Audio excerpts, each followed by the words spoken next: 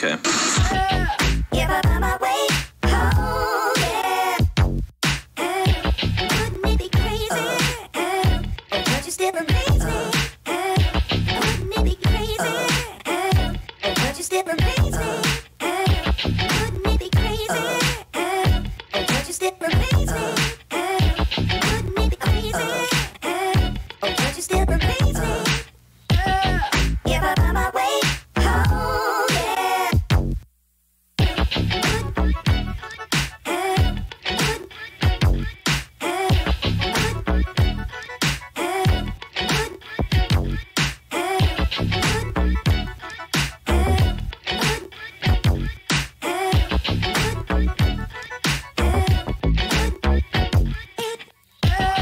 If I find my way home, yeah. Wouldn't it be crazy? Don't you still amaze me? Wouldn't it be crazy? Don't you still amaze me? Wouldn't it be crazy? Don't you still amaze me? Wouldn't it be crazy? Don't you still amaze me? If I find my way home, yeah. This is the move for those who. What we do here is go back.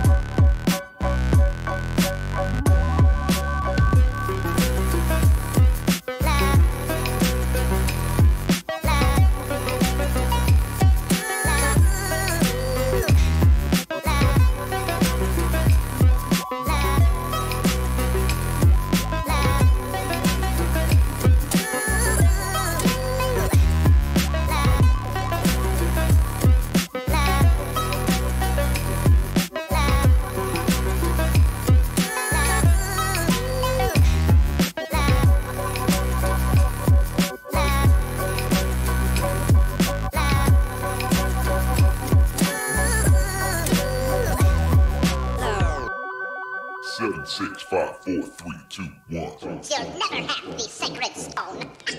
Oh, this you crazy mother.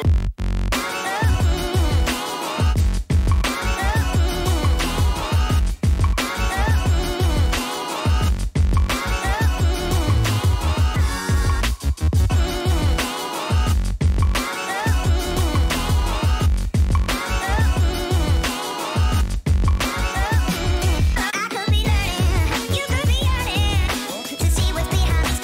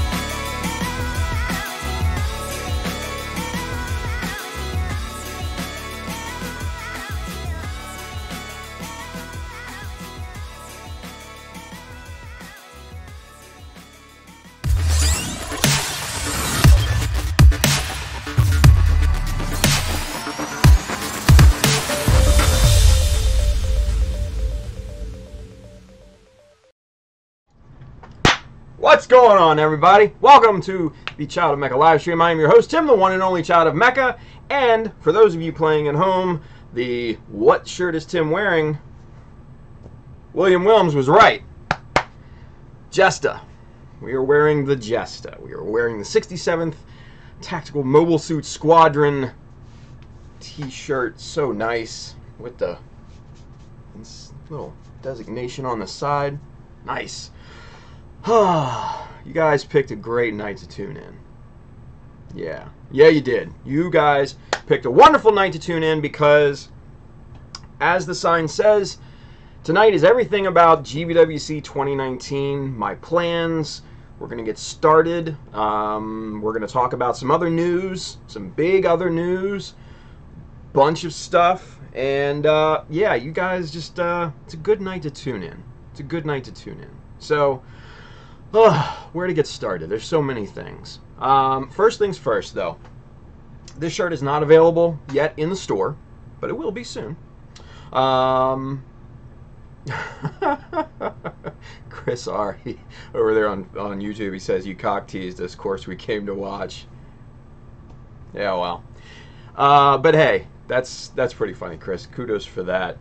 But hey, this shirt is not yet in the store. But there are 2 new shirts in the store as of today, and they're in there right now, ready for order. We got the Chibi Hummingbird shirt. You guys all saw that.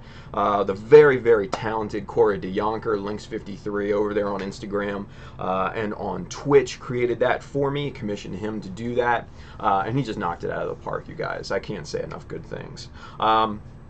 That shirt is on the Child of Mecha store. And then also the shirt that I just wore on Monday, the Sinanju, the new design Sinanju shirt with the sleeves patch and everything on the sleeves patch on the sleeve. That now makes a weird bit of sense. But hey, what are you going to do? So that's also in the store, ready to purchase. So both of those you should definitely go pick up, or some other stuff in there.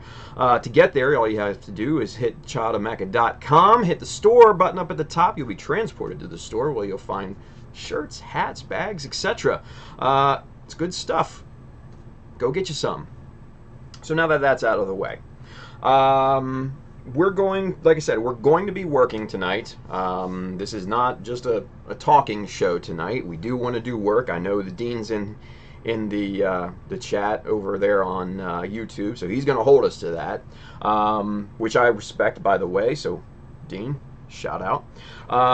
But with that said, all the tools, materials, all that good stuff that you'll see a little bit later on tonight can be found on the Amazon link just below here somewhere on YouTube and on Twitch. That side if you're watching on Facebook. Where to begin? Alright, so you guys, let's talk about GBWC 2019, okay? GBWC 2019, my idea for that has evolved over the last several months, from one thing to another to another to another. And originally, I had an idea that was fairly ambitious, and then come about, I don't know, maybe about probably a little bit over a month ago at this point.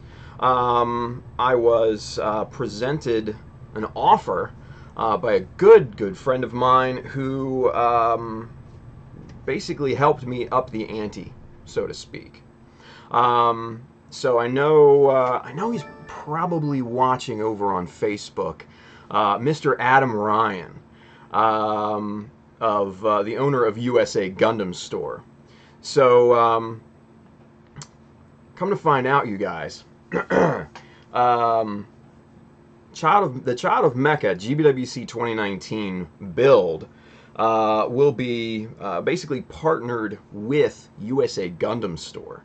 Adam has been nice enough to provide the kits for me, and I can't say enough awesome things about how this has gone down.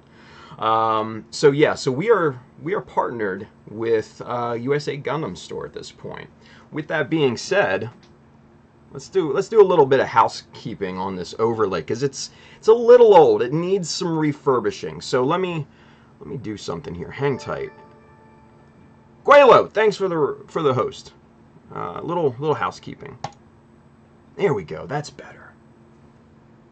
This side right here. There we go. Partnered with USA Gundam Store. Yeah. So, yes. So that's a big thing for me. My idea was big before. It's even bigger now. I wouldn't have been able to pull off my current idea if it hadn't been for Adam's assistance and support. So, big shout out to Adam Ryan, amazing guy, and honestly, what can you say about USA Gundam Store? It's awesome. Go shop there. Yeah, they've got everything. So, but we're gonna be talking all sorts of stuff, about GBWC. So, yeah, this is gonna be good. This is going to be really, really good. I'm excited as hell. So, and honestly, very humbled by the whole thing. Adam approached me out of the blue one day and he said, hey, you know what? If you ever need anything for GBWC 2019, let me know. I thought he was joking, honestly. I really did think, I thought he was joking at first. So I just kind of passed it off. I was like, oh, that's cool. He's joking. I'm not going to. There's nothing in that. Then he said it again, and I'm like, what? Wait. Time out. Are you being serious? And he's like, yeah, dude, we got you. We want you to win. I'm like, that's support, man. That's support. I appreciate that. More than you know. And Adam, if you're watching, right here. So, I do appreciate that. So, that was a big thing. Very, very big thing for me. You guys know I'm not the type just to accept things. I'm just not that type of person, right? So, there's a partnership, again. You're going to be seeing, obviously, this little guy here in the corner during our GBWC build to remind you that, hey, this is we are partnered with USA Gundam Store. You're going to see that in, some of the little ads and stuff like that. When we go to camera and stuff. So it's just giving back to someone who has been so gracious to provide for me. So there's a mutual benefit there. So I hope you guys understand that. So, but yeah. I'm super jazzed by this. Super jazzed. I cannot just... I'm not one to, go crazy and everything, but... Yeah. If you could see, inside of me, I'm bouncing off the walls at this point. So... but... yeah. So... There we go. So that's one big piece of news. So... That's one you might not have been expecting, right? Now, what else? The build, the project, the plans of GBWC. I know a lot of people have been asking, hey, what are you going to do? What are you going to do? What are you going to do? Well, like I said, it's going to be a little bit ambitious. And I don't necessarily want to call it a diorama, because, in a general diorama, you kind of set somewhat of a scene, it's realistic, it's, all of that, right? It's not that. I think what I have planned is a bit more surrealistic. And if you saw the heads-up image a little bit earlier this evening, you saw the Sazabi kind of choking out the Johnny Ridden Zaku. That's kind of what you're going to expect. Both suits will be highly customized. The Zaku will stay a Zaku, but it will be a badass Zaku. Bunch of plans for that. Some of those we're going to be working on tonight. The Sazabi, a lot of people, when they saw me snapping together Sazabi, they thought, oh, that's his project. That's his project. No. No. It's going to be part of the project, right? The main suit, which the Sazabi is part of, is going to be highly customized, kit bashed, the whole 9 yards. So it's going to be a mix of the Sazabi Verka, Sananju Stein, and the Gelgu 2.0. The Gelgu 2.0, that's basically what this is going to be. This is going to be just a massive, tricked out, badass from hell Gelgoog. And it's going to be putting the Zaku down. The Zaku is not going to end life very well, let me tell you that. So basically what I have in mind is the two are fighting for reasons which will become apparent later down the line. So obviously a base. I'm going to have a big base like I do.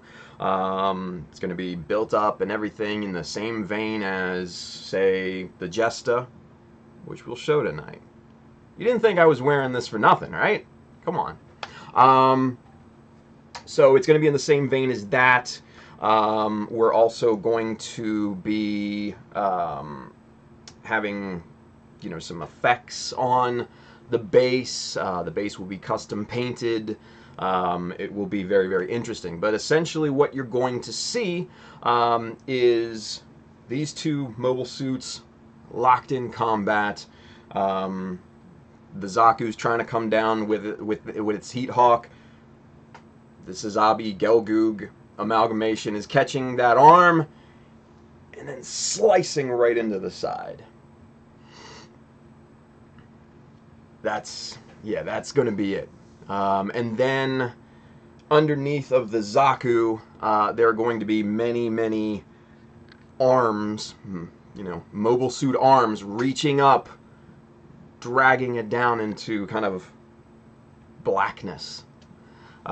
So yeah, death is a very large part of this build, and this Zaku is not going to have fun. I'm going to tell you that right now. The Zaku is not going to end life very well. So that's what we're going to be starting on first. We're going to be starting on the Zaku first. We've got some scratch building to do. We've got some customization to do, kit bashing, all sorts of things like that. So yeah, this is going to be great. And there's also going to be kind of a hidden, I wouldn't say hidden, but secret major aspect to this build that I don't want to show you guys yet, and I don't want to tell you guys anything about it yet, because if I do, it'll give away the farm. There's a deeper meaning to the GBWC 2019 build. Hey, there's Adam. What's going on, brother? Yeah, so I'm excited to get started. I'm excited to have just an amazing amount of support from Adam and all of you guys, really. You guys have been amazing. So yeah, that's basically going to be the plans. So we're going to start on this guy tonight. We are going to, like I said, we're going to be doing some scratch building. I'd like to start there tonight. And yeah, so it's going to be fun. It's going to be fun. But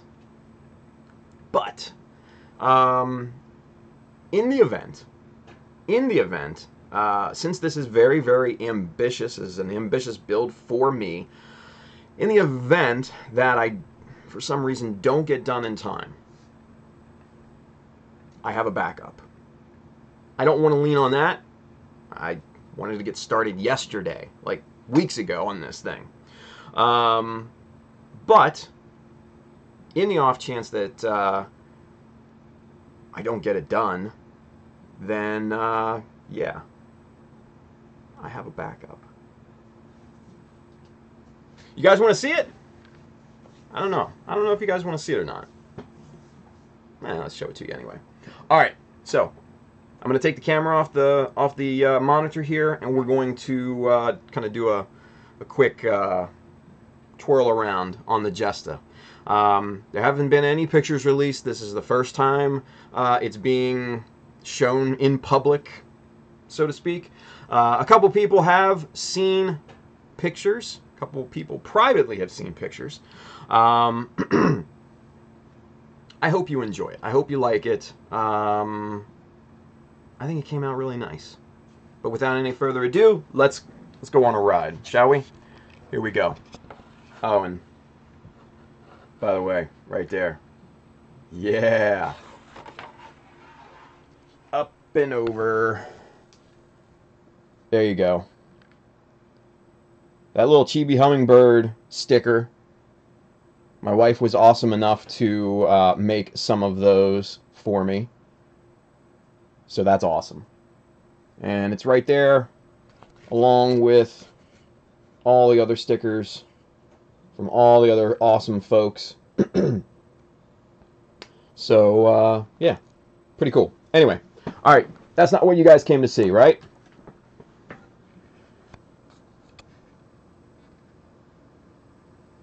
There he is, folks. Now, if that would just focus, maybe we can get a little closer here. Oh, come on.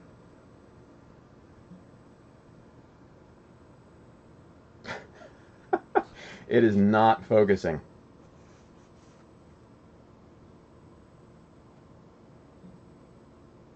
So there he is. That's the Jesta. Looking good? Let's try to get you around maybe for a close-up here, Mr. DeVille. Let's do this. Maybe that'll focus in on it. Yeah, there we go. No. That didn't do it either. Son of a bitch. There we go. Now, no.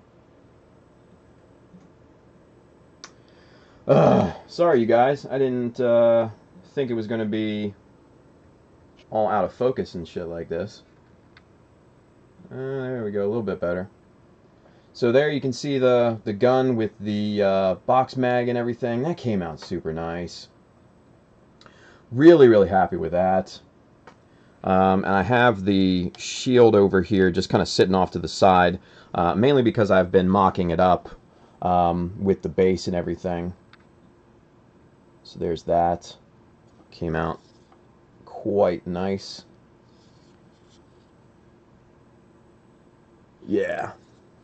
And then let's spin this guy around here. Now he has, right now he's got the top part of the Hunchback backpack on, but the other part is the jump pack side of things is over there on the bench. So yeah, so there's the back side. Man, real nice. Nice and dirty.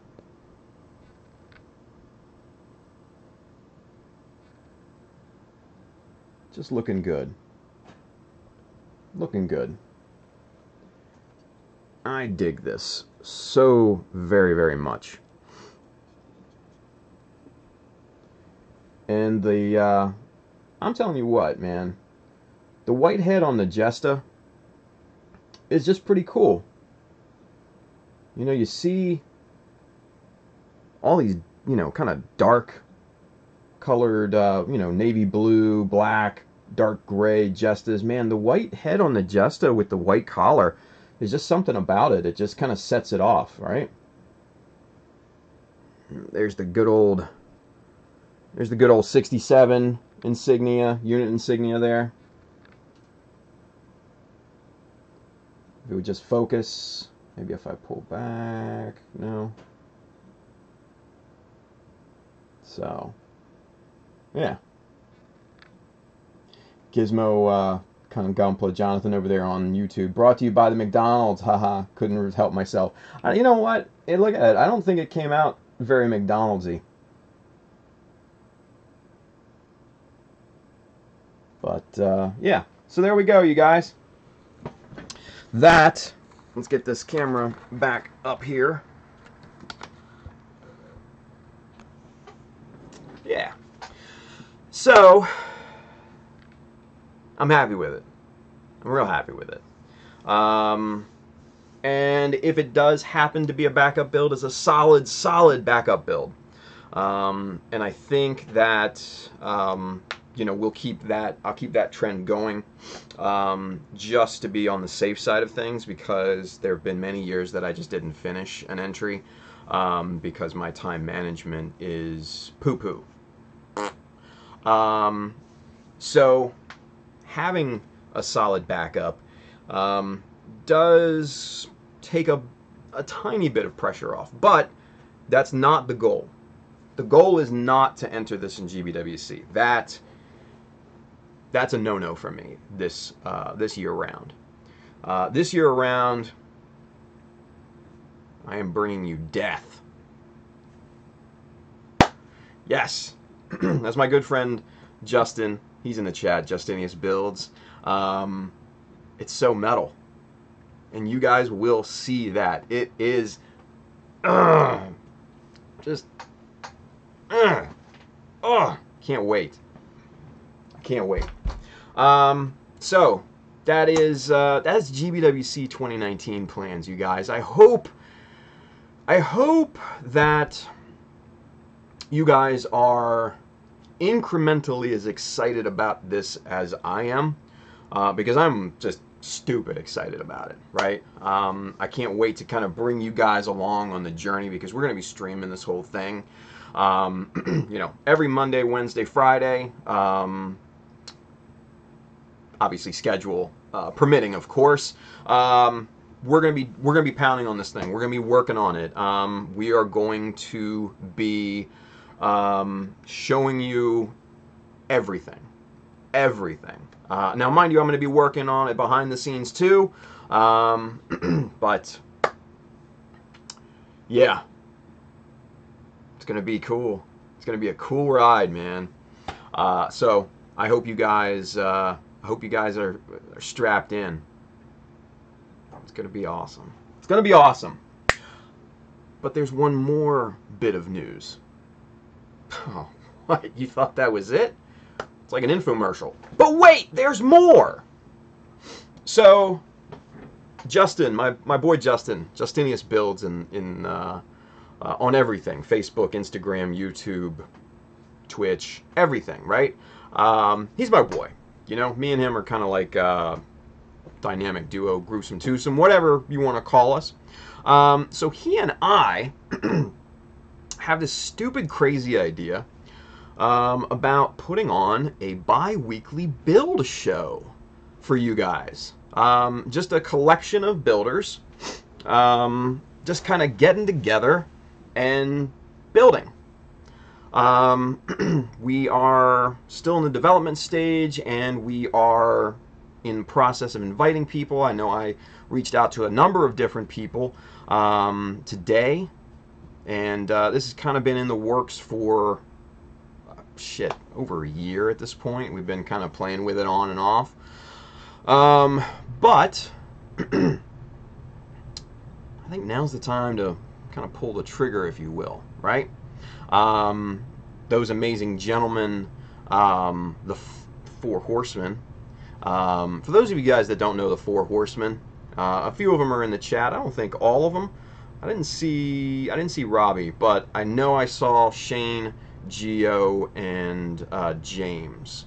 But anyways, for those of you guys that don't know the Four Horsemen, the Daft Robo, Shane over there on Instagram, Gumpla Gio for everybody, again over there on Instagram and on YouTube, by the way, and then also James, Mr. Nozaku Boy, James, how many times did you finish second in Australia at GBWC? 2-3 times at this point?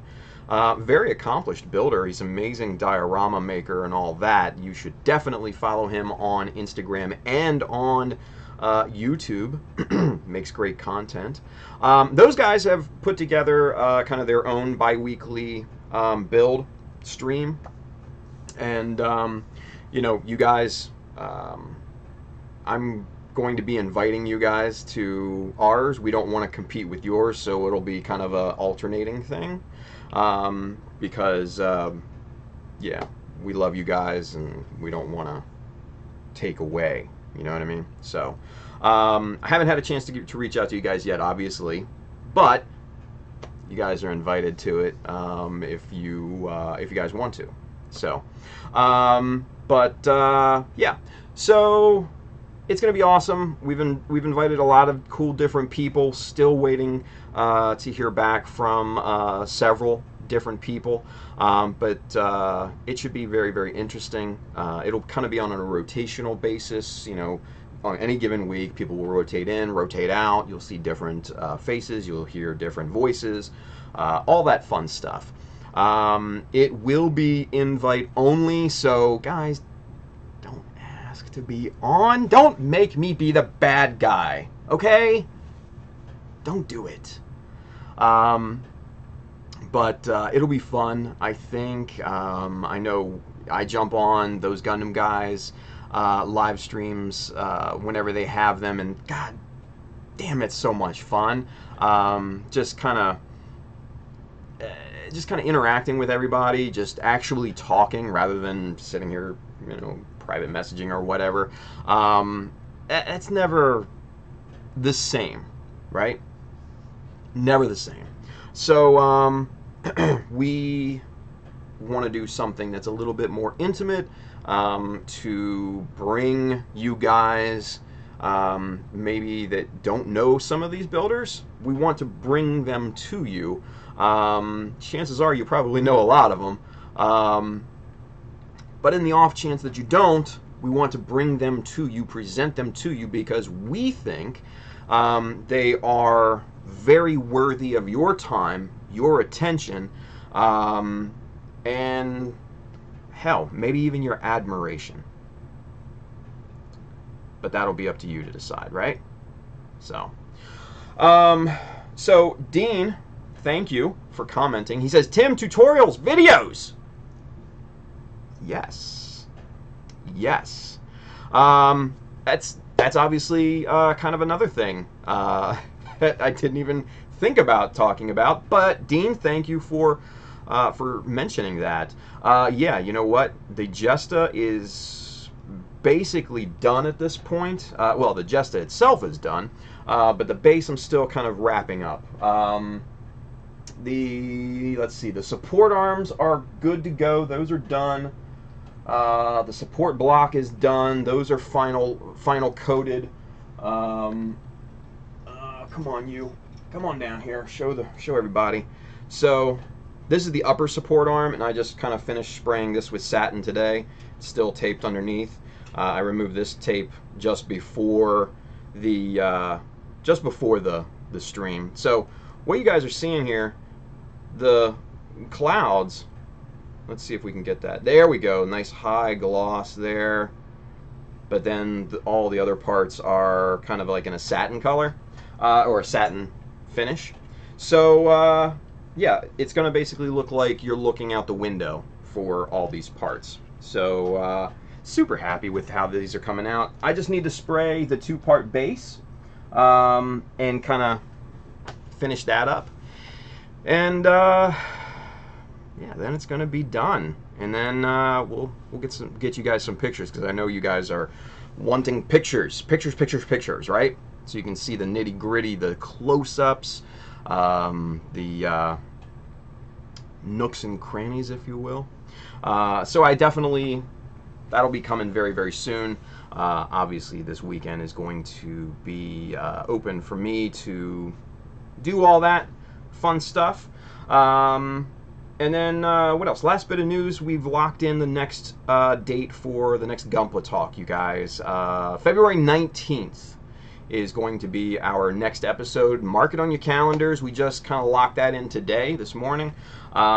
So there you go. More information will be coming, topics, all that stuff. We try to lock in a date first, and then we talk about topics afterwards. So there we go. Whew. I don't know about you guys, but I'm tired. That was a lot. 40 minutes of news and updates and showing stuff to you guys. Man, I'm beat. I don't know about y'all, but we got shit to do, so let's do it. All right, so you guys, let's start work on this thing because I'm excited. Hopefully you guys are too. Let's go camera 2. There we go. Now, Johnny Ridden Zaku, right? Very good model. Very, very good model. This is the 2.0 frame of the Zaku's. Super solid. Oh, yeah, Zyfan, he says, not sure if he's able to see Twitch chat. Yeah, dude, but my chat program is going to like a mile a minute right now because it's feeding in from Facebook, YouTube, and Twitch. So bear with me. Let me check Twitch solely here. What are you guys talking here? Do we know the categories this year already? No, not yet. I would assume they're the same as last year, but I'm not 100% sure. So, yeah. Yeah, sorry, Sorvan. YouTube does drown you out. There's a bunch of people over there on YouTube. So, but I make all 3 available because you guys need to have options, right? So, back to work. So, the Zaku frame, the Zaku 2.0 frame is very, very solid. You guys, if you've not built one yet, I highly, highly recommend it. This is the first kind of modern Zaku that I've put together, that I've snapped, and I was very surprisingly pleased with this particular frame. You know, obviously you've heard reviews about it saying, oh, it's awesome, it's amazing, it's this, it's that. And while you can trust a lot of people, you never quite know until you actually get it in your hands and kind of work with it, right? So this particular model, probably not going to need a ton of work to get it to where I want it to be, but we're still going to customize the shit out of this thing, plain and simple. We're going to turn this into awesome. We're going to turn it from awesome. We're going to turn it into badass. So, but to do that, we've got to take a look at this wimpy little Heat Hawk. And that's where we're going to be starting tonight. This teeny tiny little thing, this little crap weapon, this is not a badass weapon, you guys. I don't care what you say. That is not a badass weapon. We need to make him a badass weapon. So, tonight, I think we'll start scratch building the mother of all Heat Hawks. What do you say? Does that sound cool? Does that sound interesting? I hope so. This thing is just, for me, it's not balanced in terms of the rest of the mobile suit, the rest of the Zaku, right? It just feels lacking. If you were to look at the Sazabi's over there, I'm not going to go get it at this point, but if you look at the size of the axe the Sazabi wields into, you know, versus the proportion of its body, you'll see that's a badass weapon, right? This is just kind of It's like, that's it. That's all you got. So let's do something about that. We are going to kind of use this as a starting off point, right? But we need to kind of come up with some ideas. So a lot of people ask me, hey Tim, how do you come up with ideas? How do you brainstorm? How do you, you know, do these things that you do, right? Man, it's part kind of working your way through it, and it's part knowing where to find good inspiration. Okay, so we're gonna start there tonight. I'm gonna show you real quick one of my favorite places that is a big part of kind of my inspirational catalog, if you will. I know I've talked about it several times before. It's a website called artstation.com, and let's go stream share. Quite low. ArtStation, I found 5 swords from there for ideas for my build. You got it, yes. But I know black screen, wait for it. Just hang tight. Let's get it over to, there we go. ArtStation.com, here we are. So, like I said, this is kind of my favorite site for, you know, getting inspiration and all that good stuff. And, you know, you can obviously browse by, you know, community submitted works and things like that. And there's a ton of stuff on here that you can take a look at. You know, characters, you know, sci-fi characters, you know, medieval sort of characters, fantasy style characters, sci-fi, all sorts of, you know, different things. And then there's obviously assets and things like that you can search on here for too. I mean, people, I mean, look at this. This is just kind of like a cook pot type of, like a hot stove or whatever you want to call it, type of thing. And there's a couch over here. Like, I mean, sky's the limit over here, right? So, let's see if I can get signed in here and I'll show you kind of what I mean.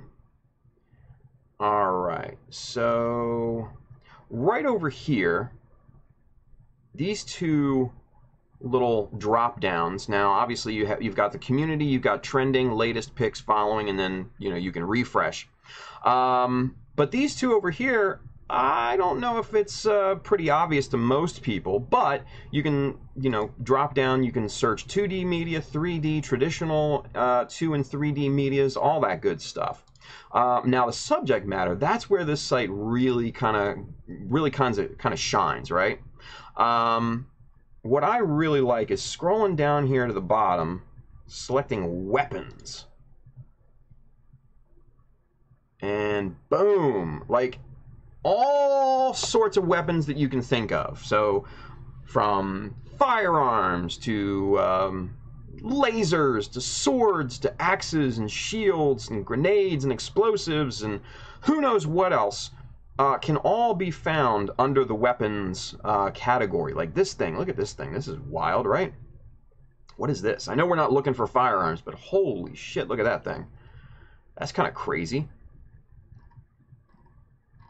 You know, and that right there could give somebody, you know, some really great inspiration on making something similar to this. But, you know what? That's not what we're here for. We're here to look for, like, an axe. Now, obviously, this right here kind of is a Viking axe. That's not really what I'd like. That's not really what I'm going for. So what we're going to do is we're going to come up here to the search bar, and we're going to go axe. We're going to search projects, not artists. And then you're going to get a ton of different pieces of art that have to do with axes, right? So let's take a look at this first one here, because this is kind of cool. I like this skull, and I like the shape of this blade here. That's pretty neat. I do like the curve of the handle here. This is kind of like just a single-handed axe. That's pretty neat. Nice little details there. I like the double-headed axe. That's pretty cool. This is obviously very plain. This is, you know, Barbarian's axe, so of course it's going to be simplistic. But then you kind of get down in here. Here's a Darksiders 2 War Axe. And you've got definitely some different designs in here, which are really, really cool. I dig this almost, it's almost like a serrated type of look. This kind of double-edged, it's weird, like almost like sword or knife blades, but in an axe form. But then you've got this kind of crazy looking thing here that just look like wings, you know, angel wings, but they're axe blades. But that's really cool too. But none of these really kind of fit the look that I really want to go for, right? But then I saw this very unassuming piece of artwork. I'll say that first and foremost. But what I liked about this is the shape of the blade here. That right there, I really like. I really, really like that. So I think this kind of shape is what I want to go for right here. And I like this back spike too. That's a good look. That is a good profile for the Heat Hawk, the mother of all Heat Hawks that I'm going for. So we'll use something like this. We'll kind of start there with something there. So let's switch back camera 2. So now you can see the difference between what I just showed you and this little dumpy thing. This thing is just not going to cut it. It's not going to cut the Gelgoog. That's for sure. But in the look of this whole project, it's not going to meet my expectations, my standards for this build. Okay?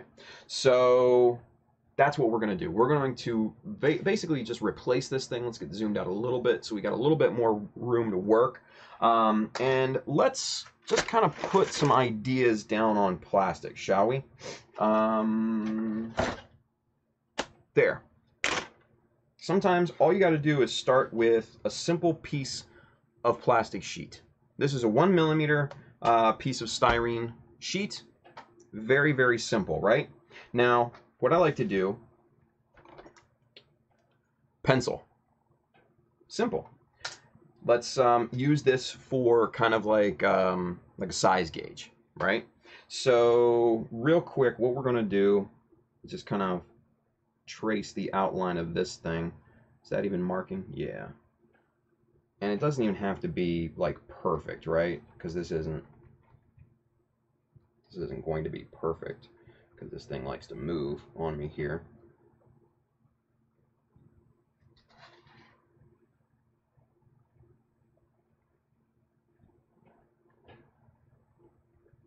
Okay, so there we've kind of got our outline of Wimpy Axe 1.0. That's what we'll call it. Wimpy Axe 1.0, right? So now we want to bring it to Badass Axe 3.0 or whatever.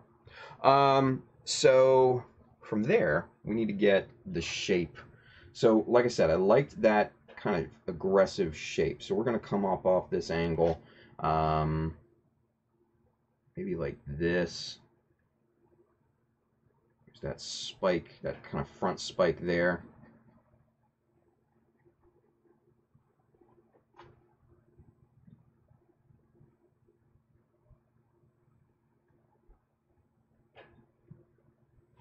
And so there, you can kind of see the start of how this size blade that I'm drawing out is much bigger than this little wimpy thing. So that's the start of it, right? So Hasaki, are you going to have it the same size? No, it's going to be bigger. It needs to be imposing. It needs to strike fear when you see it.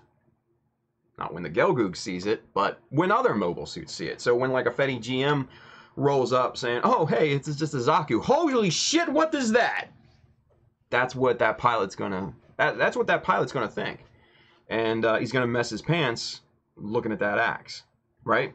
So that's what we're going for. Now, before we get any farther with this, we need to shore up practicalities. What is practical for the Zaku to hold, right? So, first things first, obviously we need to measure what the Zaku can actually hold in its little paw here, right? So this looks like 2 or 3 millimeter. It can probably grasp onto fairly decently. This is probably 3.2. Whoops, not zeroed out. Why is that? There we go. 3.3, 3.2.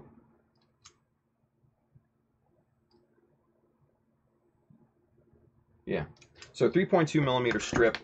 This is right here, and that looks like a good. That looks like a good place to start. And we're basically trying to look for handle width, right?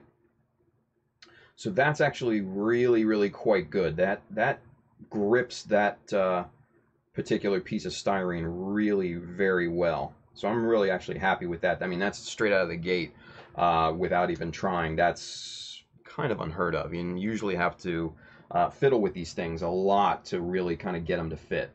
So I'm real happy with that. Now, with this Zaku hand, it's not like the more kind of modern hands, like the Jesta, like the Sazabi, Sinanju's, things of that nature, where it has that kind of fold-out tab in the palm. This actually has a molded-in little tab right here that we can build off of. Now that, from the looks of it, is 1 millimeter high, which will actually work wonders. Yeah, that's actually 1 millimeter high. And what's the thickness on this? 1 millimeter. I mean, that's perfect. You couldn't get much more perfect than that. So what we can do, we can double this up, and then later down the line, I can scribe in a 1 millimeter slot for this, and then that will pop in nice and firmly into that tab there on the hand, and then this thing isn't going anywhere. So that's perfect. That right there is perfect. So what we'll do is we'll use the 3.2 millimeter as the base for the handle, and I don't want a round handle like this, like Wimpy Axe 1.0. I don't want that. I want more of kind of a rounded rectangular feel.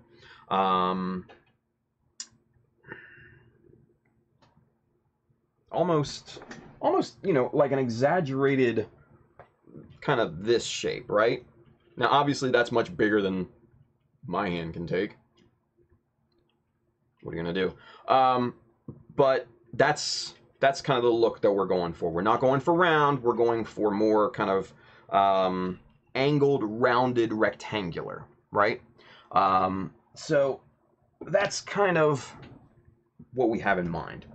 So with that being said, then we can kind of start to form ideas off of that handle. We can start to think about, you know, kind of decorations for it, you know, strapping details, wrapping around it. We can start to think about the pommel, because that, you know, this is going to be a much bigger axe than this little Wimpy Heat Hawk 1.0. It's going to need a much bigger pommel than this little embarrassment of a thing down at the bottom to balance out that weapon, right? So those are the types of things that we can start to think about, that we can start to conceptualize, that we can start to basically lay down on the plastic here. So let's see. Logan Coral over there on Facebook. Come on, Battle Axe. Nice. So, with that handle, and I kind of like the length of this right now as it is. Hey, you know what? First time, happy accident, if you will. Sorvon Zero, like an actual axe handle. Yes, Sorvon, exactly. Ergonomic, if you will. Why not, right? So, we're going to start with that handle here. And I liked, if you guys remember the first axe we saw with the profile of the skull, it was the one-handed axe and had the kind of the curved handle at the bottom. I have to admit, I did like that handle look. I did. But I don't know how practical it would be, right, in this scenario, because this is going to be somewhat of a hybrid between a one-handed and two-handed axe in terms of what I have in mind. So that's what we're going to play off of. That's what we're going to do. So we'll explore different ideas. Some may work, some may not, right? This is going to be a process, and that's what scratch building is. It's kind of finding your way through the whole thing. And we're not going to get this done tonight. I'm going to tell you that right now. For those of you guys watching for the first time, this will not be done tonight. That's why we do these streams. We do them as a step-by-step process. Right now, step one is conceptualization. After that, then we can work with plastic and kind of start forming actual tangible things. So keep this in mind. All right, so pommel. I would like something kind of beefy.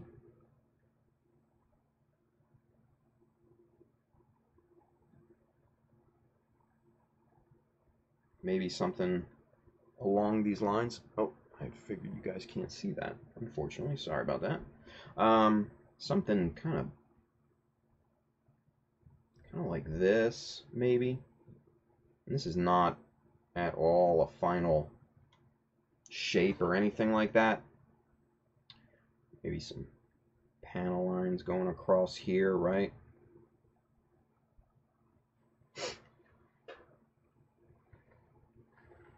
And then let's see here.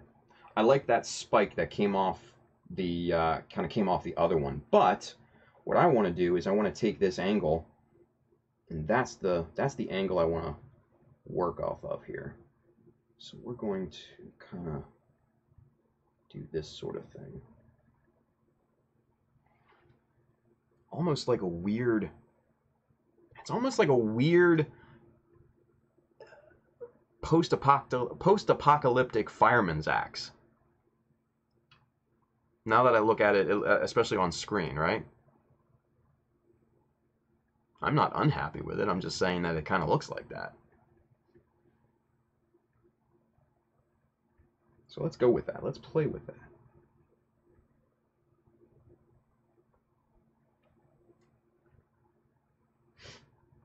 Now, I don't want the blade to contact the handle down here.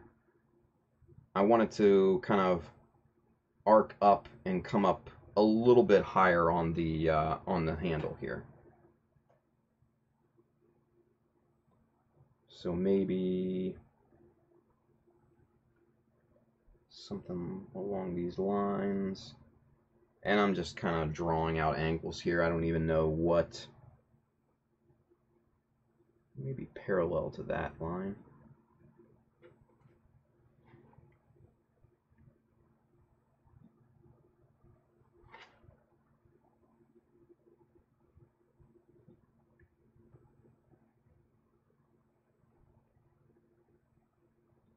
Maybe cleave that off there a little bit.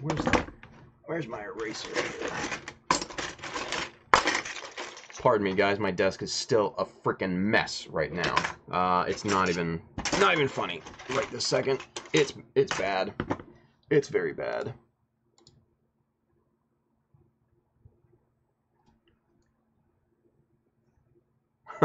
Andrew Young, yeah. He says, I don't think Tim is reading the chat. Yeah, it's hard because I want to try to get this work done. But, you know, it is what it is. So, yeah, it is hard to try and read the chat at the same time, unfortunately.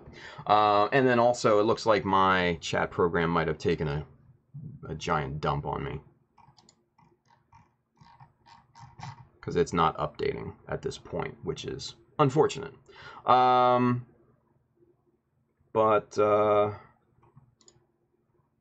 let's see.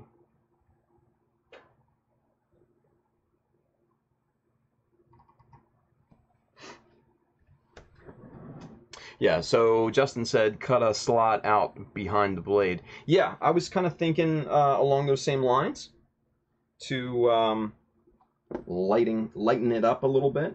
So let's do that, shall we? Let's go off this angle right here and do something, or maybe play off this angle here.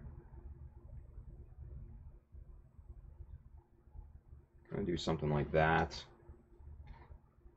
and then come down parallel with this angle right here.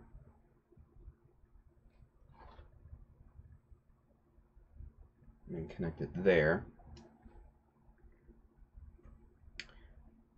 Not bad.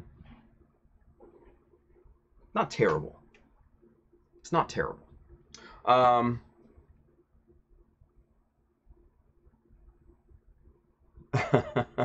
Kenneth Sim. It's alright, Tim. Just focus your build. Yeah, thank you, brother. Hasaki Art, the pommel needs a bit of blade, in my opinion. Yeah, you know, maybe a spike or something. I don't know about a blade, but maybe a spike. And then Bailey says, check out Spyderco Zabohawk as an example. Not really an axe fan, but that's one I really like. Cool. Must continue the work. What about a spike on the pommel? There you go. Space Rat 53. Nice. Yeah. Great minds and all, right? You know what? This chat thing is pissing me off, so let me restart my chat program because I don't like having to bounce back and forth between the three different platforms here. Because the last comment I saw was from Soravon over on Twitch, where he said, like an actual axe handle. So, hopefully that restarts things. We can get this back on track. But we'll see, right? We'll see. Connected to one of 3 services. Awesome. Thank you, Restream, you sons of bitches. Stopped. Great.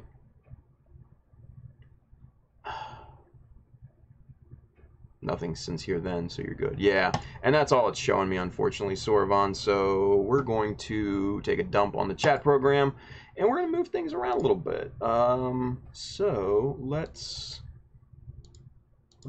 bust out, pop out the chat on the good old YouTubes. Put that off to the side here, so I can read it. And then we'll have Twitch up so I can read you guys.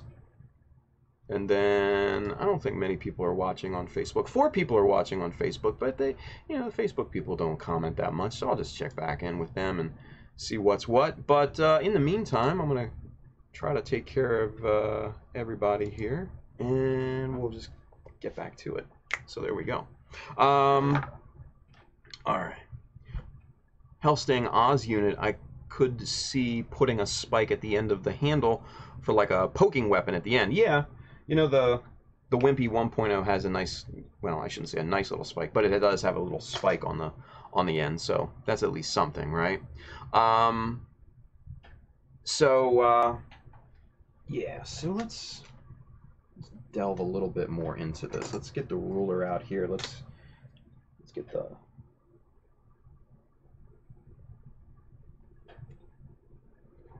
handle drawn in here. So I'm not having to deal with a plastic strip the whole damn time, right? That's annoying.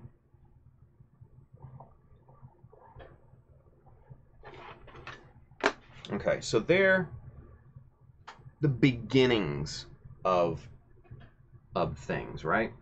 Now, since this is a heat hawk, mother of all heat hawk, right? This element right here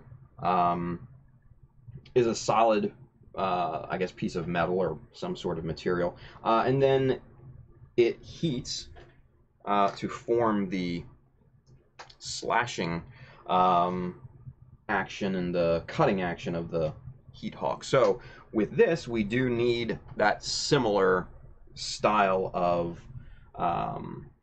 apparatus, right? So this tube right here goes to heat the element in here. So we'll put something maybe back here. But before I do that, I want to kind of do something like that.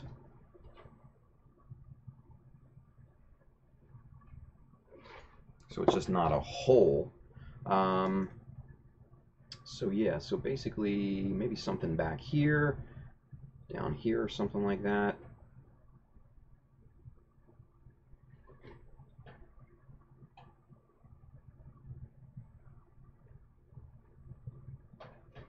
Kind of connection points here.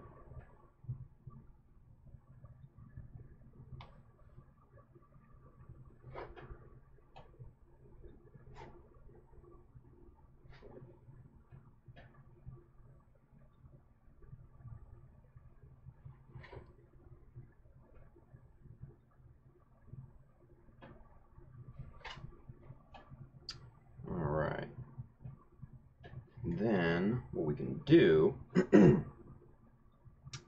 do is something like this. So let's see, that right there.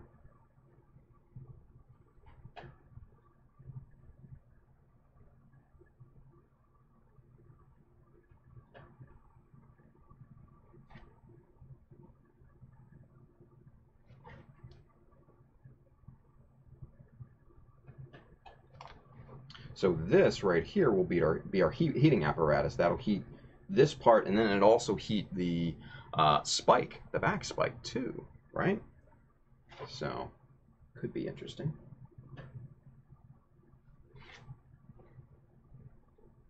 So we'll just kind of lay in a few temporary details. These won't be final. These will be something completely different probably down the line.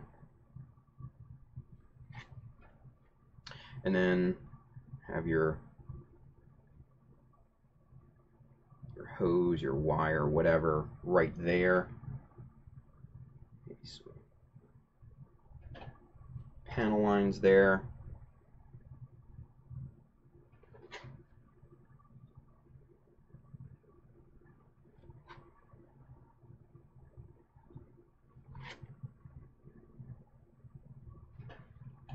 So that's starting to take shape, right? It's not perfect by any stretch of the imagination, but it is starting to come together. Let's see. Flynn Berger, what's going on, Flynn? Thank you, Flynn. Appreciate that, dude.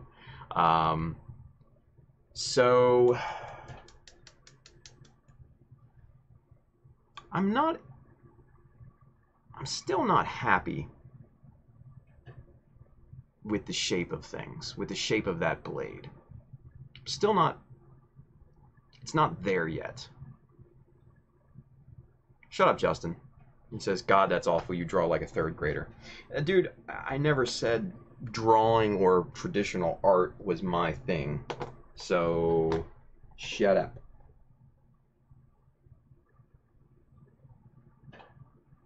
Alright. Let's take that bottom bit off there, right? Let's shore up angles here, because that I think for me right now is probably the biggest problem is that these lines aren't completely straight, right?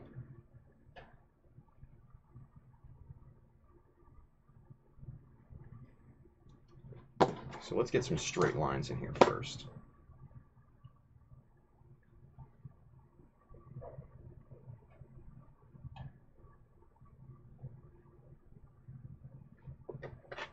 Okay, so there's that. And then I want the blade edge to be parallel, perfectly parallel to the handle, right? So we'll bring that line down. So there's our two angles that we're working with right now. William Wilms over there on YouTube says, Tim, the pommel should be a GM or Gundam head. It's pretty funny, actually. It's pretty good, right? That's pretty good, actually. I like that.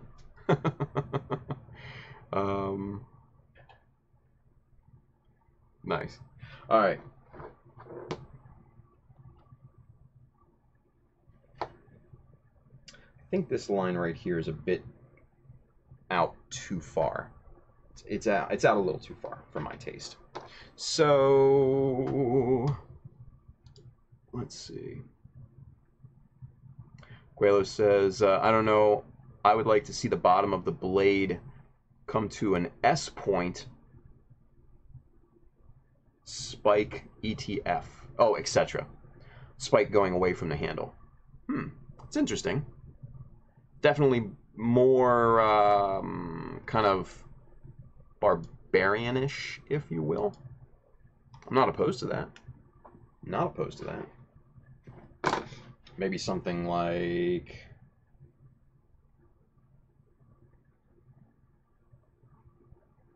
almost like that. Like a tooth type of thing. Like that, maybe? I don't know. I'm not necessarily sold on that. Just kind of putting it down just to see what it looks like right now. Justinian's Build says, haha, if I didn't trust his method, I'd push him to find an artist. But he always pulls it out in the end. Thank you, man. And like I said, this is all still feeling kind of just getting that idea, you know? So we're going to actually move the blade in just a bit. We're going to angle that off back a little bit to the original angle here.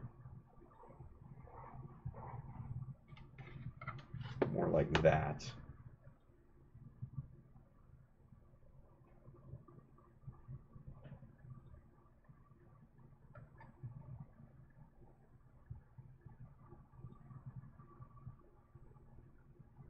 Okay.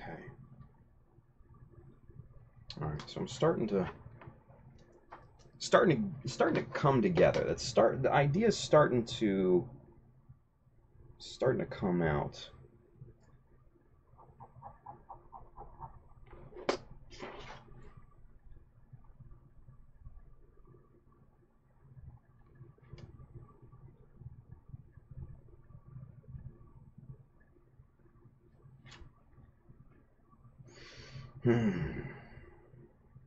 Let's see. And then maybe down here, kind of a bit of strapping down at the bottom of the handle, maybe. Just kind of for, I don't know, maybe for decoration or something like that. Something along those lines. Yeah, we'll see. We'll see.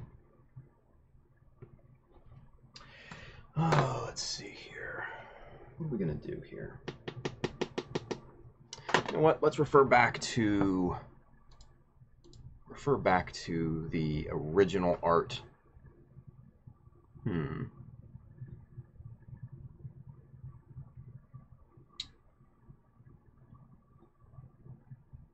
Huh, okay. Okay.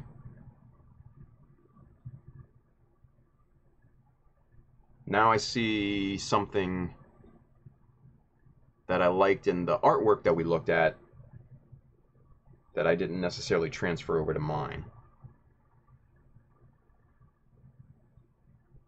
Okay, so let's see here.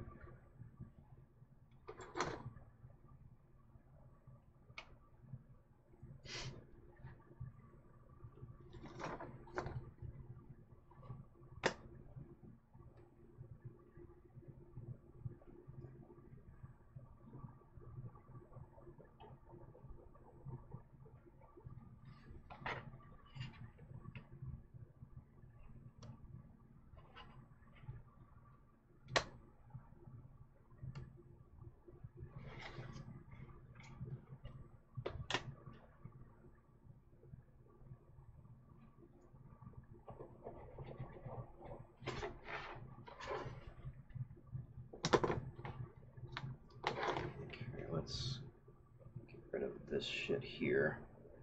This is not helping.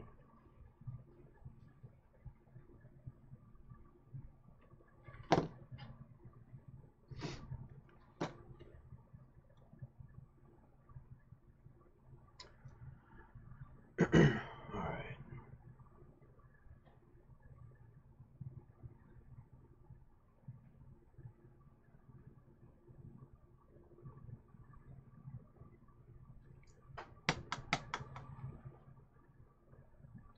Oh, Space Rat 53 says, I think they were referring to the spike behind the blade, pointed more upward. Yeah, I don't know. Or maybe downward sloping. Maybe something like that.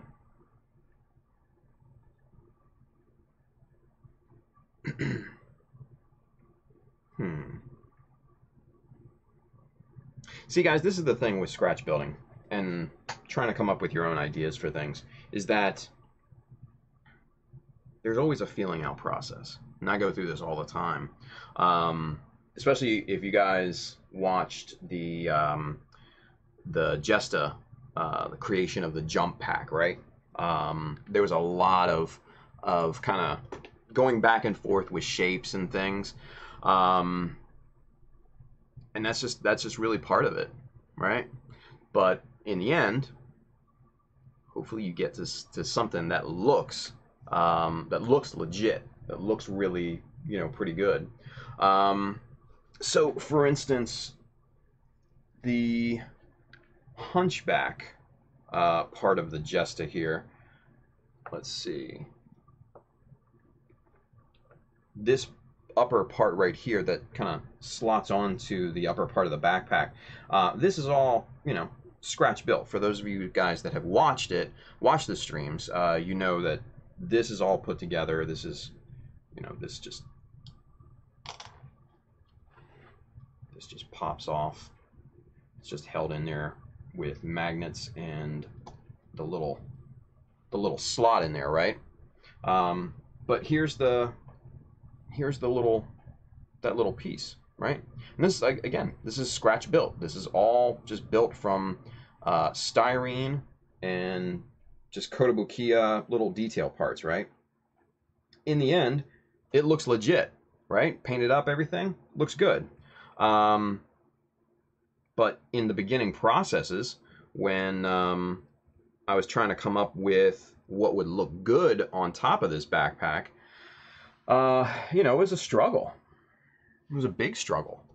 Not unsimilar to what you guys are witnessing right now.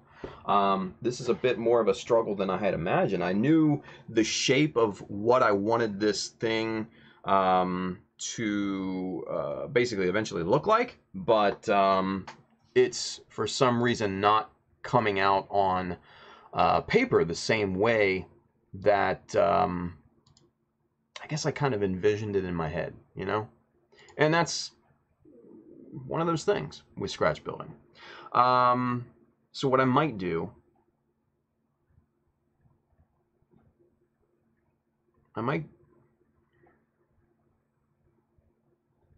yeah. This is what we will do. This is what we will do.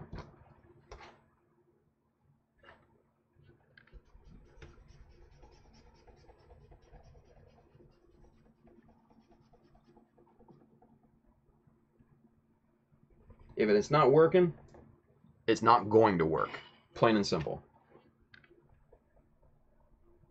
If it's not working in a rough sketch, it's not going to work in a final piece. So, get rid of it and start over. So, let's see here. Bring back up these handle lines here. Somebody just messaged me. Ah! It was Scott.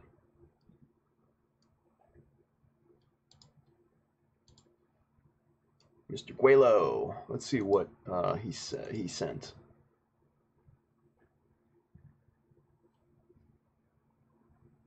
Oh, actually, Scotty, I'm on my other account here. Hang on, let me switch.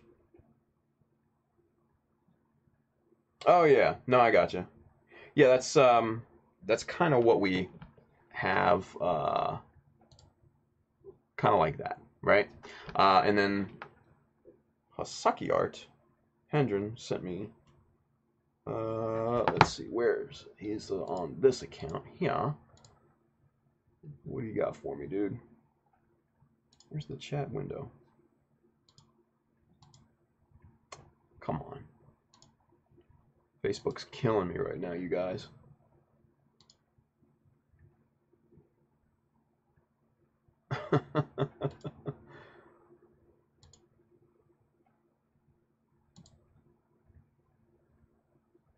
Alright, let's go roundabout sort of way into Messenger.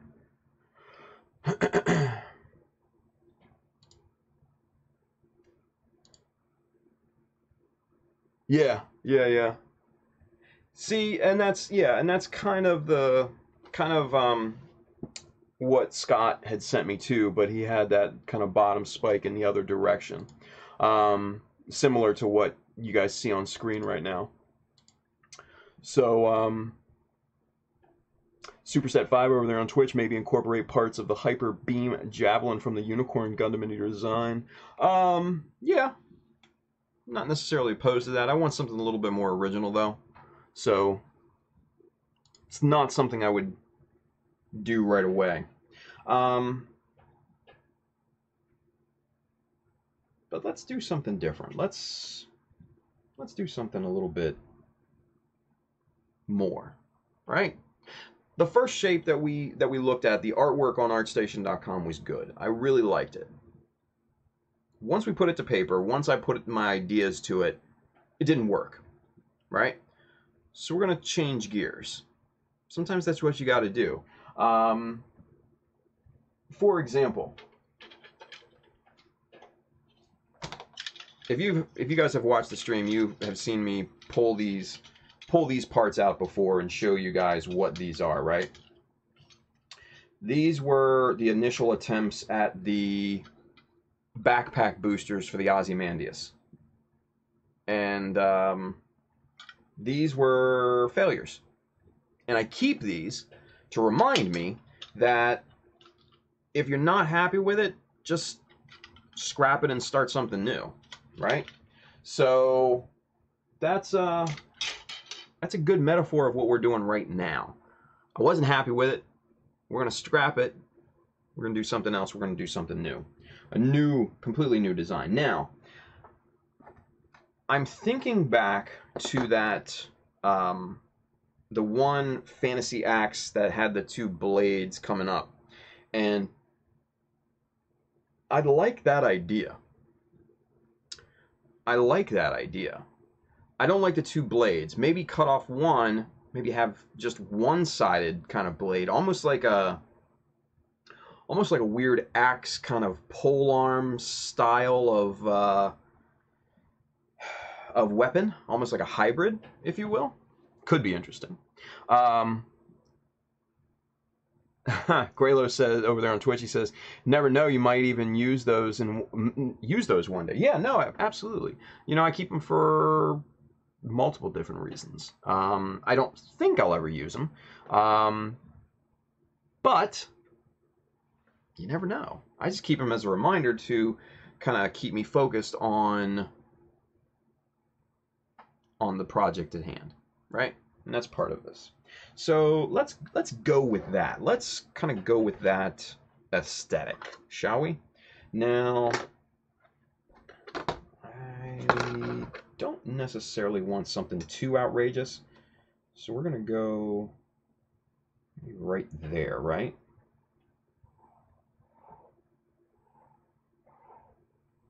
That's going to be the outlying edge of our blade. Okay?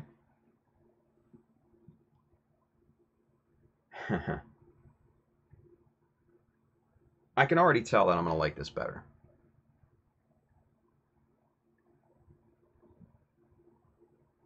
Yeah. I can already tell I like this better. So, where do we want the blade to end? Right about there, right? It's a good length, right? So what we'll do, this will be not necessarily a chunky blade, but it'll have substance to it, right? So we'll bring down a line like this.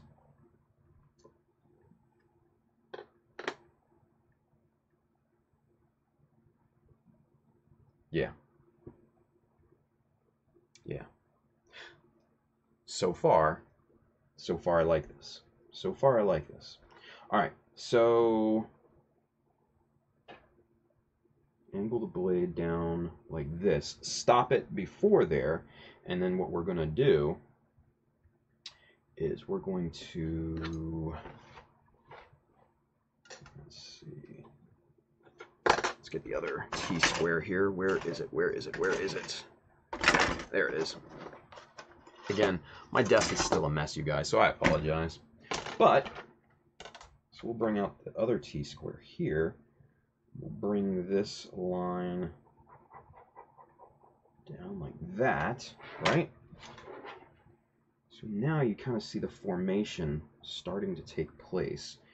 And we'll chop off this point right here.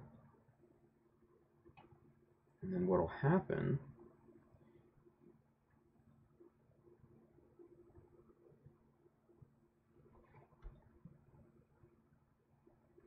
this will be the handle, or the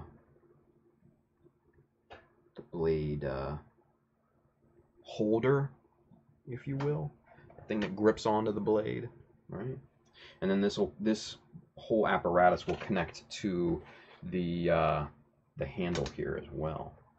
So, and this will look pretty nice.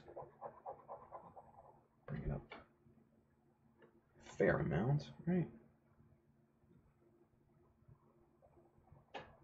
Right to about there. And then what we'll do that same sort of shape.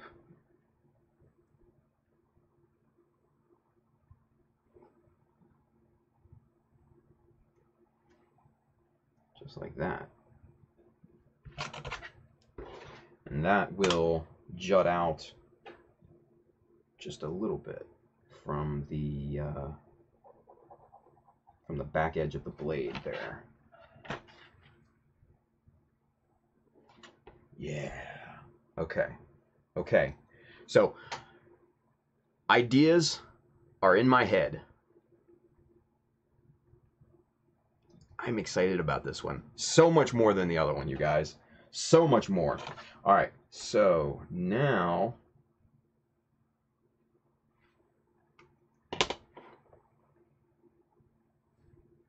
bring the height over like that.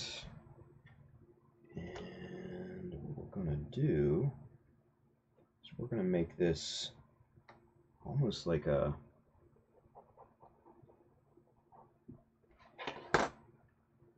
that. Ooh, I'm not even on screen.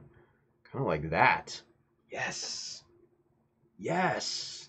All right, so this right there and right there, this will be the heating element and the holder of the blade, right?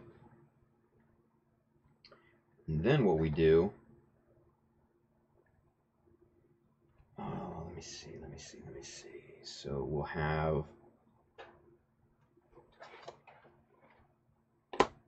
this edge coming down like that, right? And then we'll have it coming down all the way down to here as well, right? So there's the edge of this particular weird weapon that we're creating, right? Yeah. Oh, yeah. Okay, so Amazing Badass Axe 5.0, Wimpy Axe 1.1 or 1.0, whatever.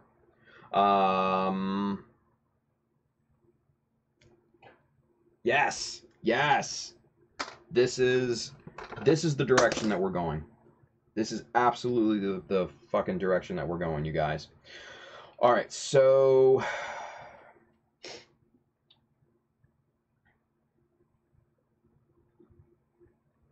ooh. Ooh.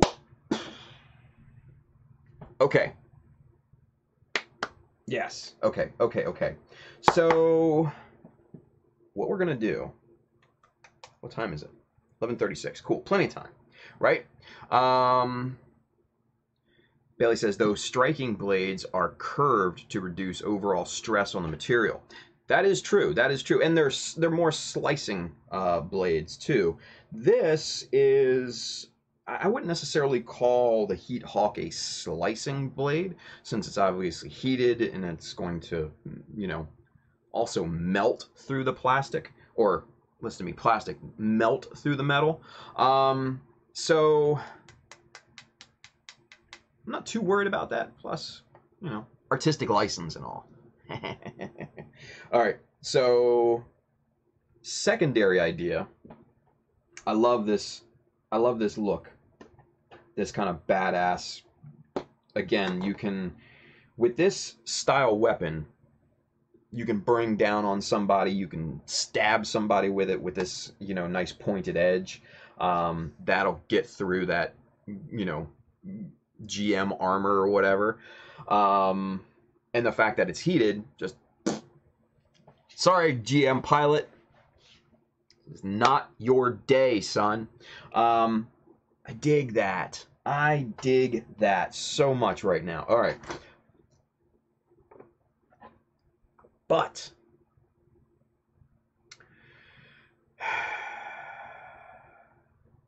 there needs to be something on the backswing. If you miss, bring it around again, right?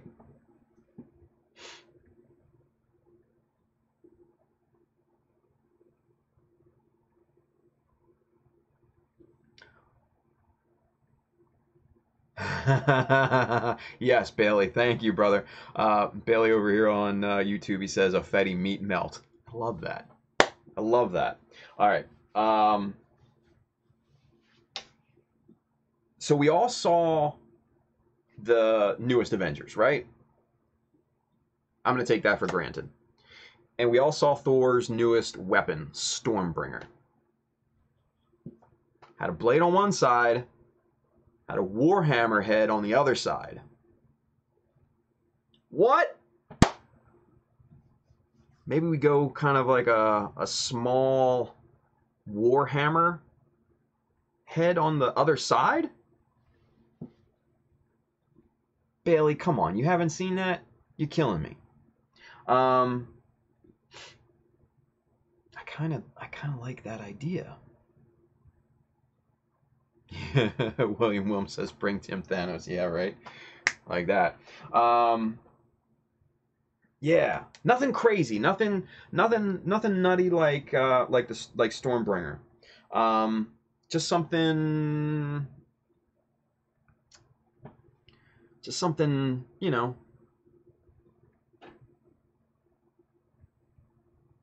something there, right? Almost like a counterbalance to the front side, right?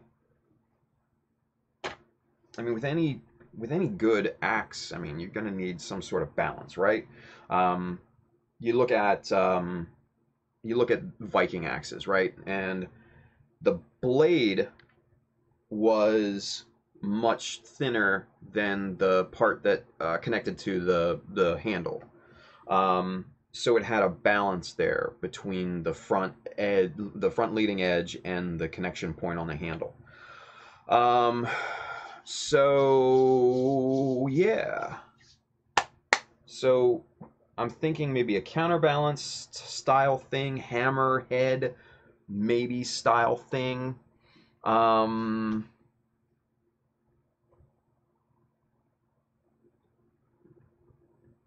Yeah, this is going to be a good weapon. This is going to be a good weapon.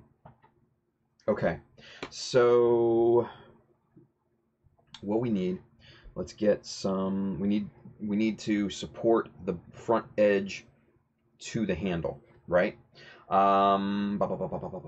So how far do we want this to come up? I think from before, maybe up to here, right? So let's kind of flesh out this back edge here a little bit, darken that line up. There's that. Darken this up down here so we know that this is kind of jutting out, so it looks like a cradle almost for that blade, right?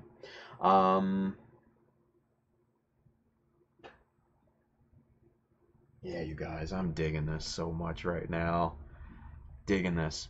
Julius Dembski says, how about a thruster on the backside to give it more slicing boost? Huh.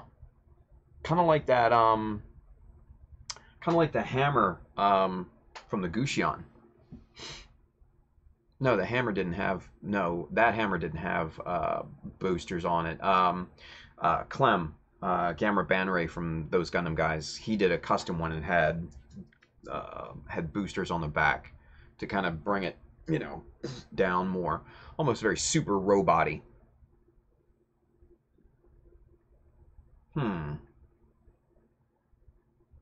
I don't dislike that.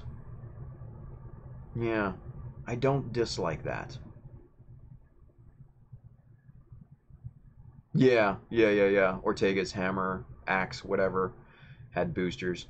No, and I was thinking of Clem's, because he made a custom one that had boosters on it. Astria Kai, that's a good call. Landman Rhodey had the boosted kind of throwing axe thing. That I remember as well. Yeah. Oh, you guys are fresh with the ideas, man. Superset 5 over there on Twitch, he said maybe an IBO style pile driver for the bottom. Interesting. Justinius says, wild idea, ditch the axe, make a pick. I'm feeling this one, dude. I'm feeling this one. Because like I said, you could slash with this, you could stab with this, the whole 9 yards. Hellsting Oz Unit says, a YouTuber made one in real life, but don't think it worked. I mean, it'd have to be pretty damn big, right?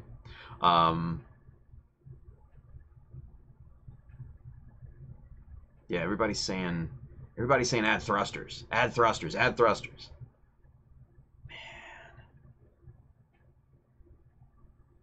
Twidget says, Tim, so a heat hammer? Yeah, see, I still like the hammer idea. The backside hammer idea. Still like that. But I'm also not opposed to having some... I'm not opposed to having little boosters, little vents and stuff on it as well. Okay, let's run with this. Let's run with this, you guys. We're doing good. I think we're in the right vicinity of where I want this to be. So we'll bring the handle up just a little bit more so we can kind of get this fleshed out, right? So let's see. We need a connection point between this leading edge and the handle, and I want there to be space down here so that the Zaku can grip it with two hands and kind of bring down on it, almost like a a wood splitting axe or like a sledgehammer. You know, you grip it up at the top first, and then as you swing through, your hand slides down on it, and boom, that force transfers to the head of that sledgehammer. So that's kind of the idea that I want with this. So I want the connection point to be higher up on this blade cradle. So I'm thinking maybe right about there. Yeah. So that'll leave plenty of space for his hand to grip up there, right? Yeah. Yeah. Okay.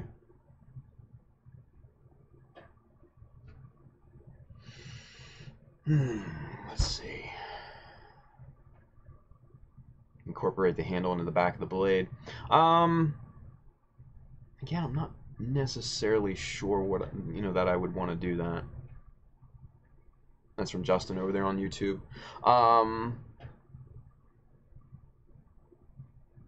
Bailey says, watch some episodes of Forged in Fire for inspiration. Yeah, no, I know. I've seen bits and pieces of that show, but it's like, eh. There's a few custom knife makers and weapons makers and stuff like that I follow on Instagram that I get a lot of inspiration from, and some of those are really, really good.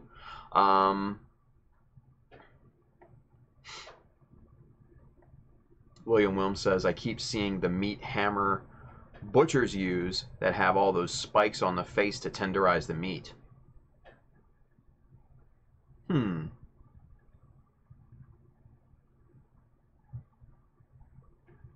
It's not bad. It's not bad. I think that'd be a little bit bigger than what I would want to go for at this point. What I would want to have is not, like I said, more of a hybrid counterbalance and hammerhead on the backside of this thing. So what I'm thinking is something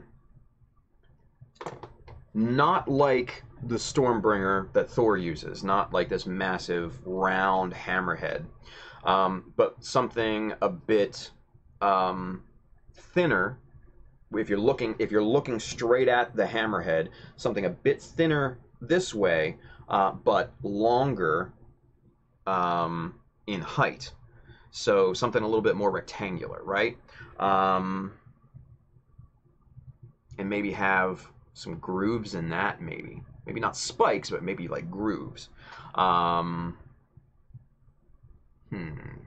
Guelo says over there on Twitch, oh, I just thought of Ortega's big axe from Origin. It's huge on the high grade kit. Maybe have a look at it for a base. Yeah, no, I've seen that. And I didn't want to go necessarily anything that big, right? I wanted it to be like imposing, but not, oh, that's funny. What are you going to do with that thing, right? Now, mind you, he wrecked shop with that thing, but still, this is the secondary unit that's going to get its ass kicked, so I want to save the good shit for the Gelgoog, right? So this does need to be reined back just a little bit for that effect, because remember, this thing's getting sliced. So we want this to be somewhat humble, right? Better than Wimpy Axe 1.0, but still not like, oh my god, that's amazing, right? If that makes sense to you guys. We want the look to be toned down just a bit.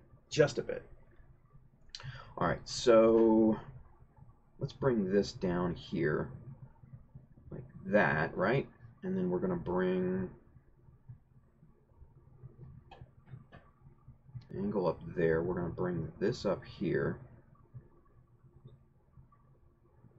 And then we're going to come back to our original angles like that. Right? And then what we'll do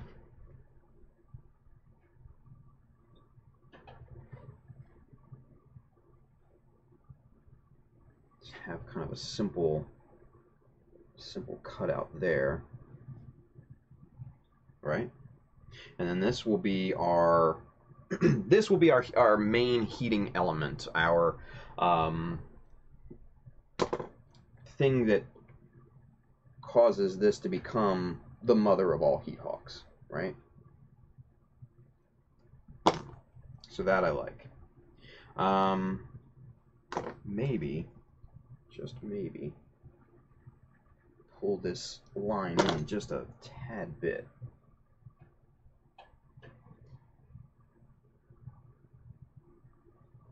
Have this just a bit thinner. Just like that. Yeah. Yeah. Yeah. Okay. And then, like I said, not a massive, I don't want a massive counterbalance hammerhead style thing. I want something thin, and again, maybe with like some ridges or something like that on it, right? So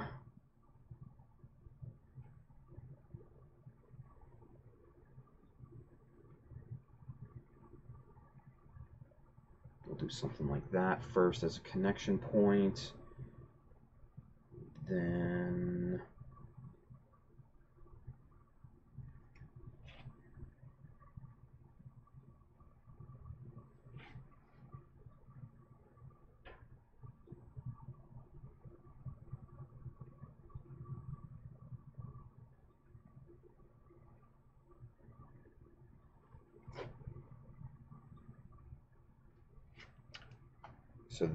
so just something somewhat diminutive, not Stormbringer, but in that vein, right? So I think that's the way that we probably want to go. At least that's the way that I want to go. I don't care about you guys. No, I do. I absolutely do. I absolutely care about you guys. Julie Stemsky. He says, Tim, how about shaping the blade like a boomerang? It kind of goes against what I'm thinking at this point, right? It kind of goes against what I was thinking. So I don't necessarily want to do it like a boomerang. Now what we could do, I think, I take that back, Julius. I take that back. You might have the idea of the night.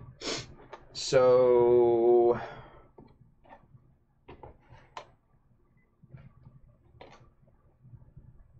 let's do this. We'll just play with the shape here.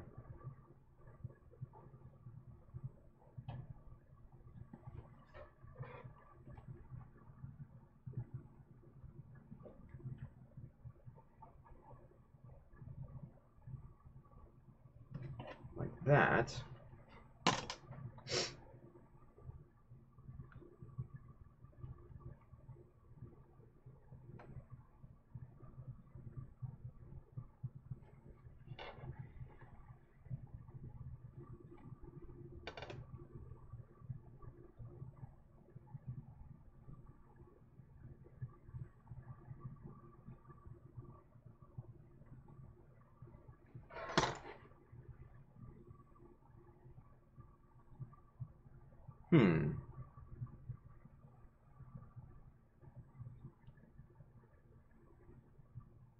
It's interesting. That's an interesting thing, right? So what we would do is to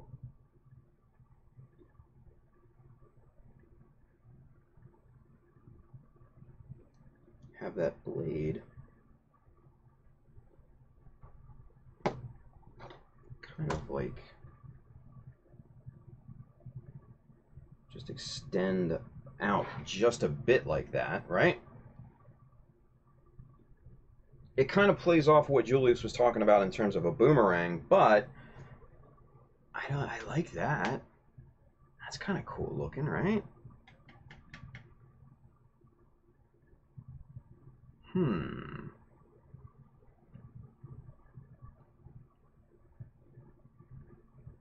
Ooh, Hisaki.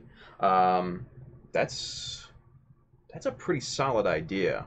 Now, I don't necessarily like. I don't know if I would like the pipes to come up all the way here, but what if we did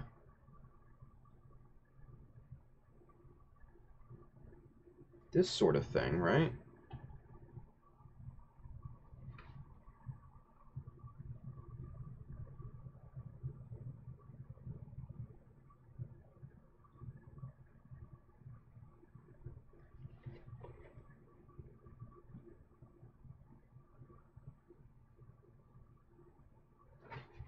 Sort of like that. Yeah. Yeah.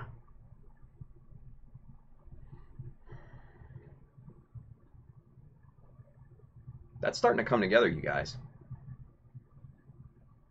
That's starting to come together really nicely.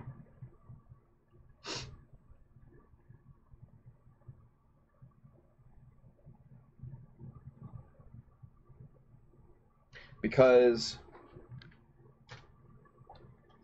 it's got all the elements of Wimpy Axe 1.0. But now this is Super Mega Badass Axe 10.5. Yeah. Yeah, Hendren, that was a very good suggestion. Man, you and Julius, suggestions of the night. Yeah. Bailey says, Tim, what pipes would you use? Aftermarket metal or the HD Builders parts of Haikyuu? Good question. You know what? I might even just use kind of like just plastic rod. Heat this up, bend it to the shape that I want, similar to Wimpy Axe 1.0. And then just carefully scribe details in there, or not even have scribes in there at all, for that matter. We could, or what I could do is potentially use some of the already formed plastic pipes from that little Briarland that's sitting over there, because he's got a lot of them.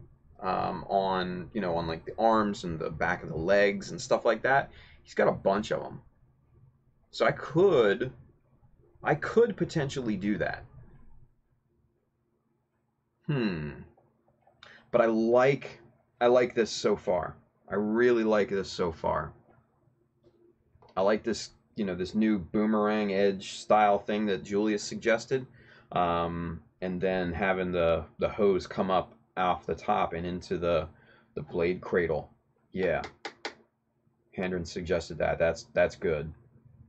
That's good. That's a good solid start right there. Yeah, the HD Builders parts are really nice, but hella fiddly. Yeah, no, they are. They are. And then something like this. I mean, you got to think this is 1-to-1 scale of what I would be building it at too. So you're talking very, very small, very, very small cables. The cable, power cable beads or whatever you want to call it. Yeah. Cool. Okay, so this I really, really like so far. This I really dig.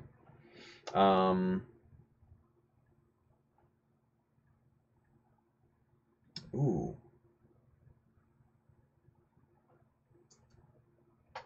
Hold the farm.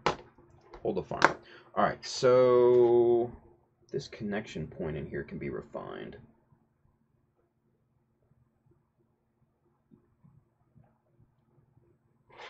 Because I didn't really like that kind of open connection point there. So now, what happens if we just bring this up and that connects into the cradle?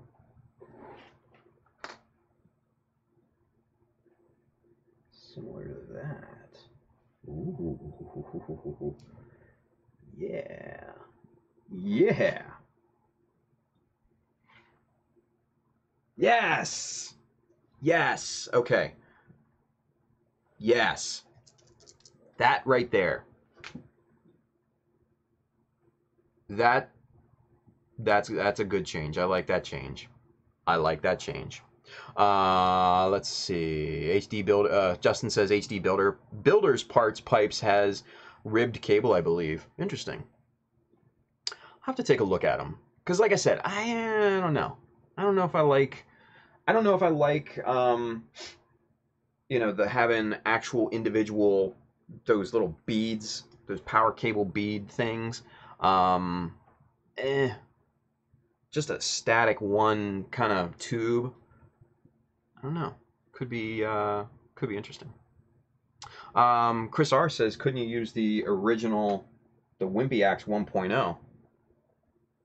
Well, shit, you guys, look at that. Like, that wasn't even like intended, but there you go. Chris R, I think, just figured out our problem. So let's see, Julius, Chris R, or Julius Handren and Chris R. Kudos to you guys, right? That right there is perfect. Look at that. And that's pretty much bang on to the scale that we need too, right? So we cannibalize Wimpy Axe 1.0 and bring it over to Megazord Axe 20.7.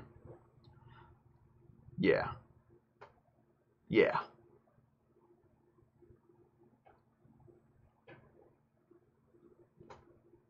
Yeah. Cool. I like where this is going thus far. Right? Still more refining. Still a little bit more refining, though. So, have a little, just a little bit of beef coming down from this this top section here, right? Just a little connection, little beef, right? Guys, when you're scratch building, refine, refine, refine, refine, refine. I can't say that enough. Keep refining down your ideas. This is not where I wanted to start. This is not where I was aiming for, right? But I'm so much happier that we ended up in this spot. Sometimes that happens in these builds, right? Sometimes that happens. You got to keep going and going and going and refining these things down. Yeah. Yeah, just use the cable. Yeah, absolutely. The cable from Wimpy Heat Hawk 1.0. Hell yeah. Bailey says, but if Heat Hawk piping is like electric wire gauging, bigger axe equals more power, bigger cable. This is true, but we've got this hard connection point into the heating element, into the cradle, though. We could explain that. I mean, potentially we could explain that away, but no, I think the scale of this works well. I think the scale of this tube that the wires, I think that works well. Yes! Oh, you guys, I'm excited about this. I'm excited about this. This is good. This is good. Yeah, okay. And so what I envision is this part right here, this middle section would probably be the widest portion of this particular weapon, right? And then you've got the blade cradle, and then you've got obviously the blade. You've got the wiring going into the blade cradle. You've got the counter, semi-counterbalance type of hammerhead thing on the back here. I like that.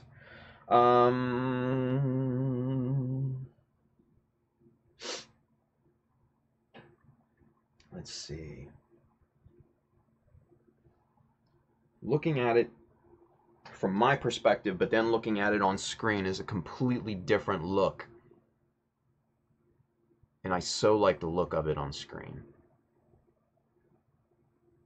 I do. Let's see.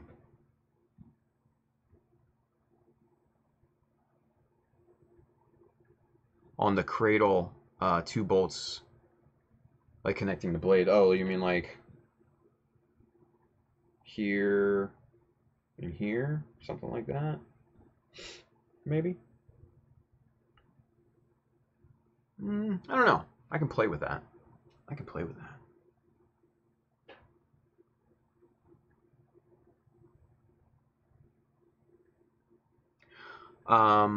Superset 5 over there on Twitch says I can't but seeing a blade on the back in the same style you did your Justice Shield. Oh, the serrated edge on the Justice Shield. Yeah, that could be interesting.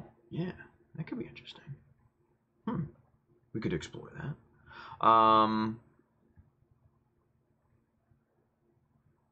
Ultraman Dyna, yeah. Size comparison with the kit. Good call. So there's the hand, right? We would need to zoom out so you guys could get a fuller look, but there's the actual kit. So that's a decent, and then there's Wimpy Axe 1.0, right? So that's a decent size upgrade, right? That's an impending axe thing. Yeah. Yeah.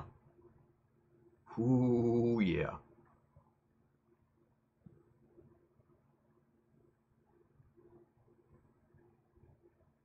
I think I dig it. I think I dig it. Yeah.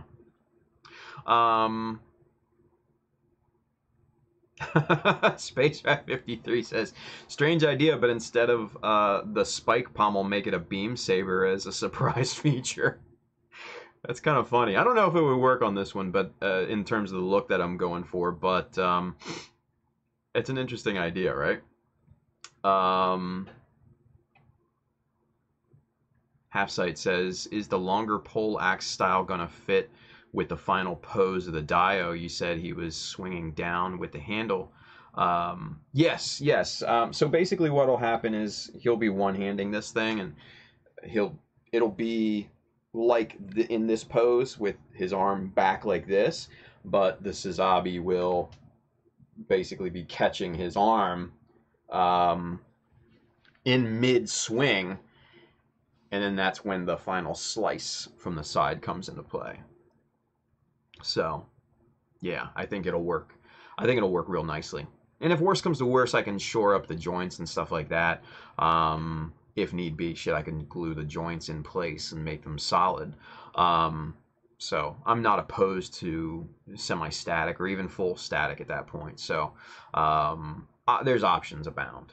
But I did want an semi-imposing weapon with both units, you know, because these are 2 badass units going up against each other. But one's more badass than the other. The Goog is going to be much more imposing. So yeah, I think this works. I think this works really well. Space Refugee, nah, keep it traditional Zaku Heat Hawk, but more badass looking. I agree, man. I agree. Chris R, I think it needs a nice spike on the back. I don't know, man. I think a spike would, at this stage, I think a spike on the back would kind of ruin the look, you know? Because it's very, in this profile that you're looking at, it's just thin and tactical almost, right? A spike would, I don't know, I think a spike would probably render it a little bit more barbarian looking. And I don't know if there would be room. There definitely wouldn't be room for a round spike similar to what he's got on the shoulders. So it would have to be somewhat thinner, right? So yeah, we'll see. Let's see. where did we leave off? Hasaki Art Hendren says the Zaku would definitely need both hands to wave that thing around. Initially, yeah, I think so. But you know, if it grips it, say like halfway, maybe 3/4 way down, not obviously down here, but I think it would have enough. I think it would have enough power output to swing that beast around. And hell, maybe we put some boosters on it, help it out, right? But yeah, sky's the limit, man. Sky's the limit at this point. Ultraman Dyna says, that looks awesome. Thank you, brother. Dwidget says, careful, Tim. I see you drooling already. Dude, I know. I'm super happy with this right now. As opposed to where we started as to where we're starting to end up. Yeah, I'm very, very happy with what we've got. Let's see. Helsting Oz unit says, looks like the blade needs to be wider. I don't know. I kind of like the look of this. I like it thin, kind of like that. You know? I like it right now.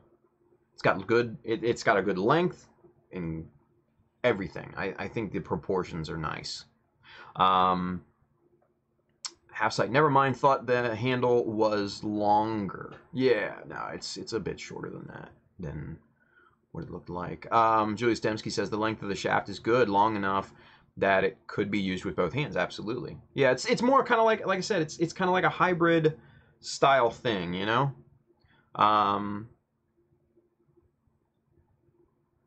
You know, it's almost in that same vein as like a kind of a bigger Viking axe. Now, you know, they have Vikings, you know, had the smaller axes where they could, you know, mostly one hand the thing and just go crazy with it. But then some of them had, you know, bigger ones that, you know, and the bigger guys could just one hand that. So, yeah. Let's see. Oh yeah, the spike on the pommel. Yeah, that's still a work in progress. We haven't even touched back on that yet. We're still dealing with the top head unit. So no, yeah, that's gonna get fixed. Ultraman Dyna says, I think that the tip at the end needs to go, though. Yeah, I agree. No, I agree. Hasaki Art says that, too. Terry T, I would totally wear a t-shirt with that mean-looking He-Hulk on it. You never know, man. It could be an option down the line. Gumbler Nexus. What's up, Gumbler Nexus? Join the chat, and the first thing I see about the shaft being long and how it can be used with both hands. Scratch building an axe. Yes, we are, man. And you definitely entered into the conversation at the exact right point, because that's fucking funny. Just saying. Ultraman Dyna, I think that as it is, the Zaku can use the space in the back to press against his prey. Yeah, that's a good point there. Make the Zaku's arms beefier, Ultraman Dyna says. That's a potential. That's very, very much a potential. Julius Dembski says, Tim, is the battle taking place in space or on a planet with gravity? Like I said, it's not necessarily a traditional diorama. It's going to be a little bit more surrealistic. So the scene that I am envisioning is kind of this kind of dark, black wasteland almost of these two going at it, and then this one being dragged down by a bunch of, you know, similarly colored black, you know, mobile suit arms, almost like dragging it to hell, right? So it's going to be very stylized, let's put it that way. So with that being said, I don't necessarily think the same rules of physics, I don't see them as an issue, let's put it that way. So one could argue it is space. One could argue it was maybe an asteroid or a little planet or something. Who knows, right? Moon even, whatever. But like I said, the end product is going to be a little bit more surrealistic than your traditional diorama of a realistic place or setting. So that's what I'm going for. Let's see. Helsting Oz unit. Farther down the handle could give the axe a stronger swing. Oh, with the hand. Yeah. Absolutely. Hasaki art. As long as the axe is now, it can be stored sideways at the back. Absolutely, yeah. Or like what I was thinking more along the lines is the how the Hakushiki stores its clay bazooka, and similar to the GM Spartan with the knife, it's kind of this way on its back. That way you can just reach back and you're ready to go.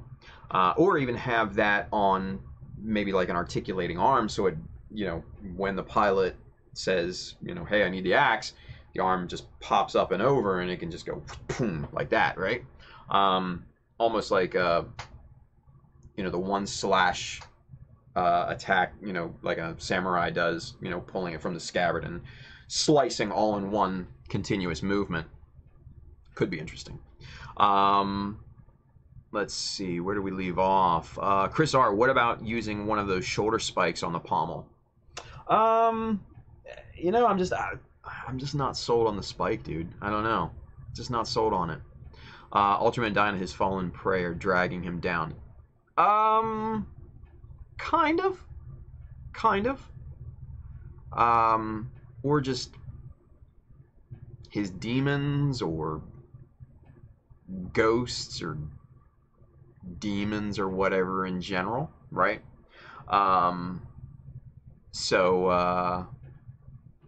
Yeah, it can be interpreted all those ways. Sorvon Zero had the same idea about the cabling. So hey, Sorvon, you get credit too, brother. Nothing bad about that. I just noticed your comment from a while ago, so good call. Let's see, where do we leave off here? Julius Dembski, are you going to incorporate the USA Gundam symbol on the Gelgoog Marine, or on the Gelgoog anywhere? No. Nothing like that. Let's see. Frank Fudubaoi says Frank Frazetta style diorama. Sort of. Yeah. I mean, you could probably maybe interpret it that way. Yeah. The base is going to be very, very dark. But what I plan to do is, and this may or may not work out, what I plan to do is get some, I have some clear casting resin. And then what I want to really try is getting some of the pigment that they use in, the river tables, like the two slabs connected with that middle resin bit. I'm sure you guys have seen the videos on YouTube and Facebook and stuff like that. But doing something similar to that, but in terms of the pit that the arms are coming out of, get kind of like a nice graphite powder and mix that in with the clear resin and make that kind of like a shimmering pool of death. It's kind of a cool band name, Shimmering Pool of Death. Justin, if you're watching, if you ever want to start up a band again, there you go, Shimmering Pool of Death. I like it. But anyway, that's kind of the initial idea. I don't know how far that's going to go, but ideas, man. Ideas. It's going to be very metal. Very metal. So yeah. Captain Weirdbeard says, brutal. Yeah, it will be brutal. Oh, he will be brutal. Let's see. Where do we leave off? Psycho Zaku subarms. Yeah, for the new axe. Yeah, the new Ultra Mega Axe version 97. Yeah, no, I think it would be great. Something like that, or like an articulating arm, something that would be kind of cool. Tim, you're gonna have the Gelgoog holding up the Zaku with his neck. You can have the Zaku impaling his shoulder arm at the same time. No, that was just for like the intro image for social medias and stuff, because I wanted to mock up something with the two. So that was like the first thing I could think of. And I didn't want to necessarily give away the farm on the pose before I described it to you guys. So no, what's going to happen is, like I said before, the Zaku is going to be basically mid-air, mid-strike. The Sazabi is going to grab its forearm like this, blocking it. And what I really want to try to do, and I don't know if I'm going to be able to, is I want the Sazabi hand to slightly crush into the Zaku arm. You know, so you kind of like you see the fingerprint indents into the arm itself. I don't know how I'm going to do that, or if I'm going to be able to do that, but that's, I think, something that I wanted to try and convey, because the Sazabi is going to have so much more power into it. It's just going to be like, yeah, crush that metal down onto the frame. So I think that would be pretty damn cool. But yeah, so the Sazabi will be catching the one arm. The Zaku's other arm will kind of be flailing off to the side, kind of, you know, in this sort of motion. But then the Sazabi Gelgoog thing will be cutting underneath, right in here, ultimately into the cockpit area. Like I said, that pilot is not going to enjoy his time in this setting. I'll tell you that right now. Bailey says Hades ready to claim the impending deceased soul. Yeah, pretty much. I mean, that's, like I said, the theme is kind of like death, really. You know, dispatching of an enemy. Right? Jeremy Shasan. God, I hope I said that right, Jeremy. I know you told me how to say it the other night, but I hope I did it right. Anyway, Jeremy says to make the Gelgoog look more imposing strength-wise, add a booster to the axe, kind of if like a Zaku TriStar guy. Yeah. So this axe right here is for the Zaku, actually. So and a couple people have actually mentioned adding boosters onto it and everything too. So it's a possibility, yeah. And Jeremy says it should give the Gelgoog that credibility that he is the bringer of death. Yeah, right?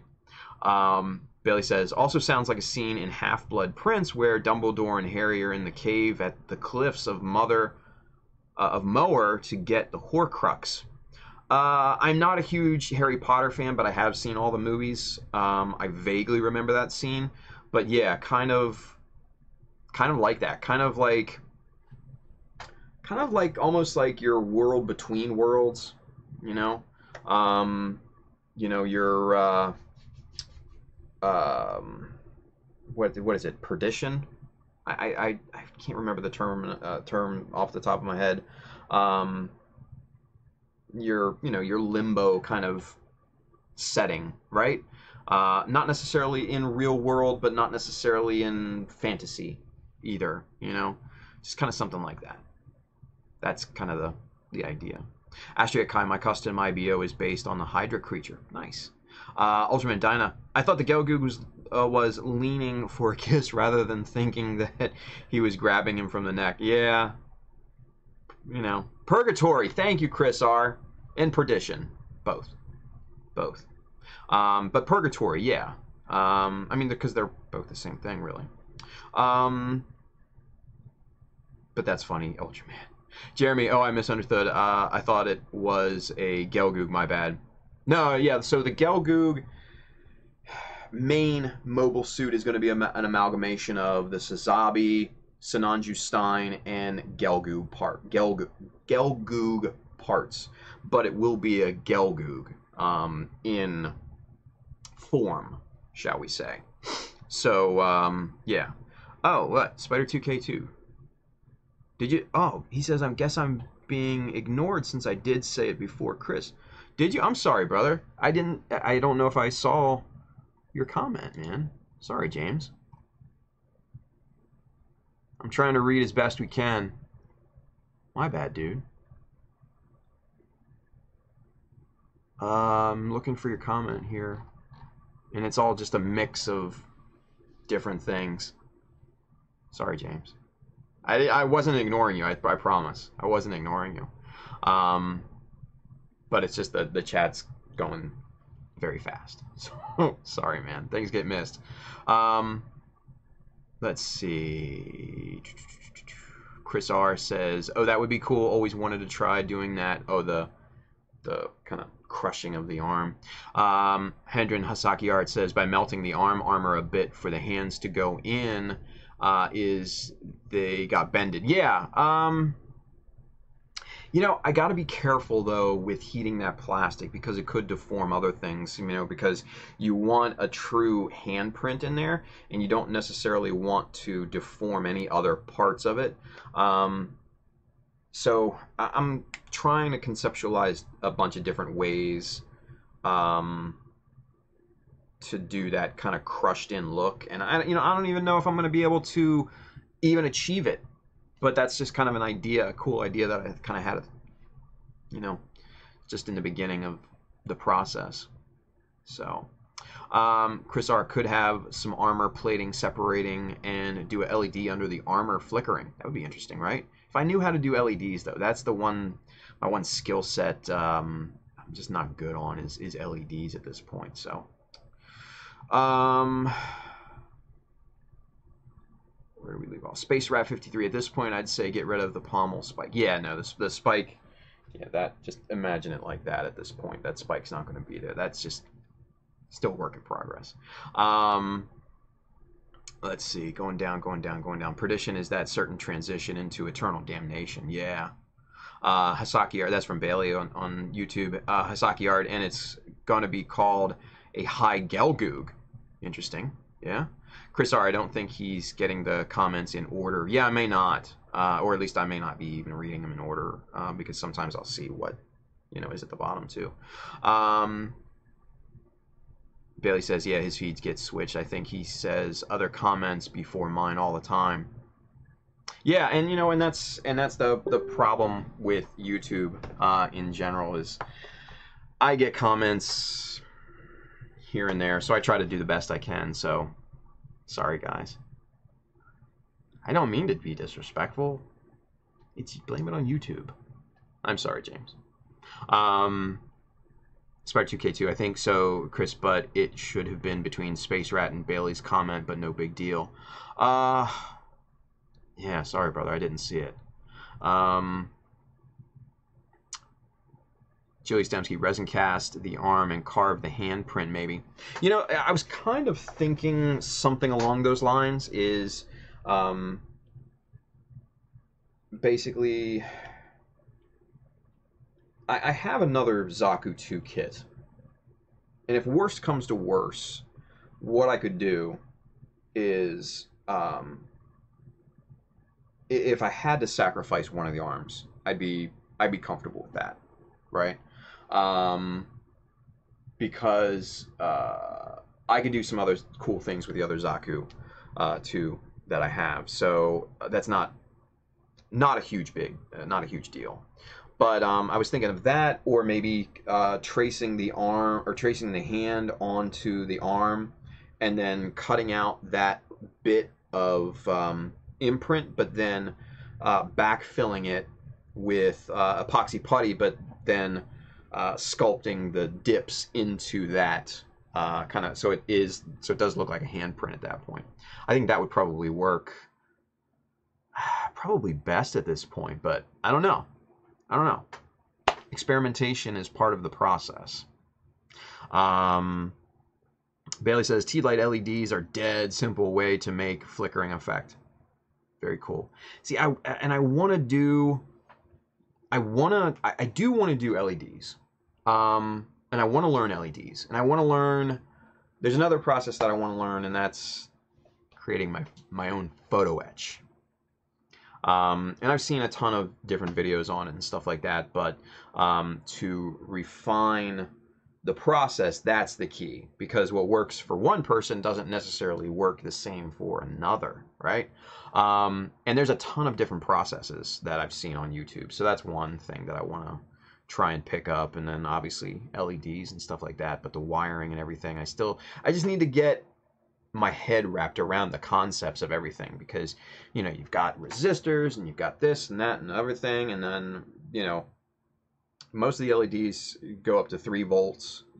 And then you need resistors for some of the batteries that you may use. So I've got a simplistic understanding of the process at best. I just need to do more homework. Plain and simple. So who knows? Who knows? Let's see. Dwayne says, right, I'm off to work on ship design talk to you guys later. Sweet. Interesting. Ship design. It's pretty cool, right? Astria Kai Tim is one man. Yes, I am. Wish I was two. Then I'd have more time for fun stuff, but I'm not. Chris R, I see your post correctly. I think I posted like a second after you, but he is using the app that brings them in from all the other streams, and it took a shit on it on me earlier. So it's like, what are you gonna do?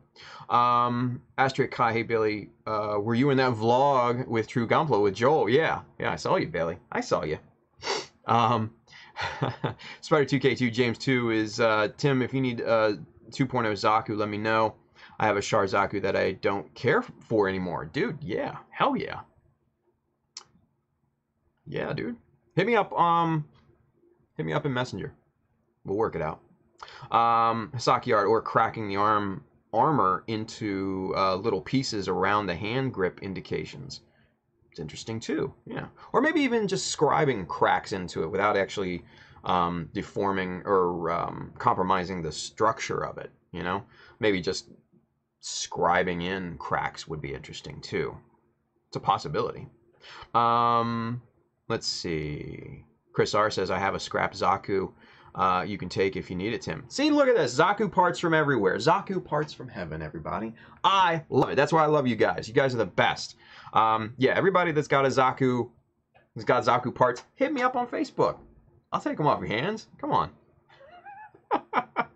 We'll work something out. Bailey says, Astrid Kai, yep. Stay tuned for more content to come. Yeah. Awesome. Looking forward to that. Let's see. Spider2K2. I'm planning on going to Mosquito Con, going since I haven't gone in the last few years. Nice. Julie Stemsky, Ohm's Law is fun. It took me a while to understand it and still don't. Yeah. And see, and that's the thing. That's the all the technical side of the the resistors and the electricity and all that stuff. I like I said, I have a simplistic, very, very low fundamental understanding of it.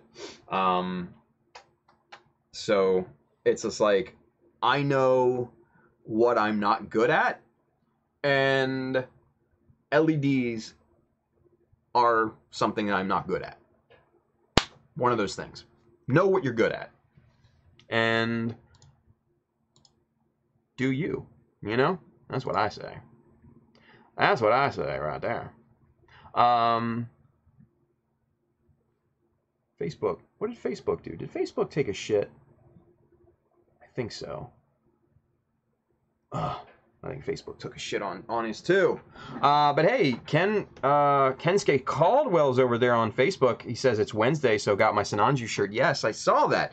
Ken is going to be the first one, beside myself, to have this Sananju shirt. That's awesome. So thank you, Ken. I appreciate that, brother. Thank you for your support. It means a lot. It means a lot. Travis Gopal's over there. He says, hey, man, just looking at the functionality of the blade, if there's a tip pointing forward, it would hit the target first instead of the longest part of the blade. Very true. Very true. But again, we need to, I guess, suspend disbelief to a certain point, right? So practicalities versus this is awesome. It's a fine balance, man. It's a fine balance. But that is a very good point, Travis. That is a very, very good point. Mike Wine's over there. He says, Facebook's good. Oh, Donnie Baxter says that as well. Plug in your numbers and click Design Array. It will give you a layout with the resistor numbers and all. What? Look at this. Look at this. Okay, so, hold up. Mike Wine just posted this link on Facebook for us. Thank you, Mike. What? And it's basically a cheat sheet copy. Now I will paste it into the YouTubes for you guys. And then also, don't worry, Twitch, I'll paste it in there for you too. Boom. It's a cheat sheet on how to figure out all that stuff. All the resistors and numbers and doohickeys and things. Crazy, right? Thank you, Mikey. Appreciate that, brother. That will come in very, very handy. And probably make learning a whole ton easier, too, you know, now that you see the correct numbers, I guess. Yeah. So, very cool. Thank you, Mike. Thank you. That's pretty good. James says, same one I use. Then you know it works. Awesome. Then we know it works. Sweet, sweet, sweet. Foodabay always says Facebook is very good at not working. Yeah. And the guys over there on Facebook says it's good. But the feed right now is frozen for me. But if they say it's good, then I'm going to take their word for it, and it's good. So until someone says otherwise, I will assume that it's good. Mike says I use it all the time. Oh, nice. That website. Well, thank you for that, Mikey. I appreciate that, dude. That will probably help out quite a lot. Chris R says, I think I'm the only one on Facebook. No, there's 4 people watching on Facebook, and I might be one of them, so there may be 3, so there might be 2 others. So, let's see. Look at this. Bailey says, he says, I think I have some spare parts, too, left over from my Psycho Zaku. See? Zaku parts from the heavens. Everyone's got Zaku parts. That's awesome. Love you guys, man. Seriously, I love you guys. You guys are the best. Ultraman Donna, just throwing it out there. Does anybody have a 3-barrel machine gun that the 144 Goof Custom uses? Oh, the hand thing that goes underneath the shield, the 3-barrel deal. That's what Ultraman Dyna's looking for. Mike Wine over there on Facebook, he says, you've seen my electronics, so you know it works. Absolutely. Absolutely. I definitely know that works. Let's see. Astrid Kai, you didn't want... I didn't want... What? Astrid Kai. English, brother. I didn't want Bailey look like. Even he has a pic of himself on his YouTube channel, and I thought he'd live in another country. Gotcha. You lost me in the beginning, but I picked it up after that, so all good. Let's see. Chris R. Ultimate Dyna, have a Scrap Goof custom high grade if you need it. Look at that! Look at that! That's awesome. That is awesome. That is really... Man, connections. Connections are being made. I love that about this. Matchmaker, matchmaker, make me a match. Whatever. Anyway, let's see.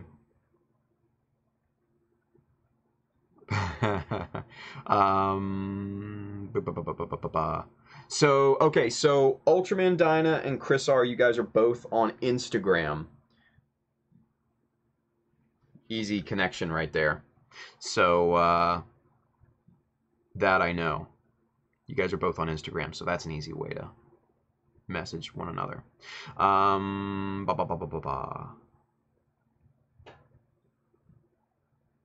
Freddie Torres says, damn, going long. Yeah, you know what? We went long. What night did we go long, you guys? Did we go long on Friday? Yeah, we went almost 4 hours on Friday because we were just having fun and talking and stuff like that. So, yeah. Yeah. Keep going. Maybe maybe work on the pommel and stuff like that on this bad boy. See what happens, right? Astray Kai, Chris R, I use Instagram if I'm gonna do some Gunpla trading with people from different places, and use Facebook for local Gunpla stuff. There you go. Yeah, see, there you go. You guys are both on Instagram. Messaging is easy. I personally like Facebook messaging just because I do. But Instagram private messaging, the DMs are pretty damn easy too. So cool. I'm glad, Ultraman Don. I'm glad you got the hookup, brother. Astray Kai, you see, I didn't know what Bailey looked like, even though he has a pic on his YouTube channel, and I thought he lived in a different country. Ah, okay, that makes sense. There, time I fixed my English. It's cool, brother. Don't worry about it. It's all good. It's all good. So, reeling everything back into place, right? Let's check over there on Twitch, see what you guys are up to. Not much. Twitch is quiet. Twitch is always quiet, but Twitch is good people, man. Twitch is good people. Love me some Twitch people. Back to it. Boom. Okay, so let's still work on this thing, right? Let's still work on this thing. I love how the top portion is coming out, right? It's got a good look to it. It's got a good profile. This down here, not so much right now. Not so much right now. I think we're all in agreement. That can go away. Maybe what we do is this.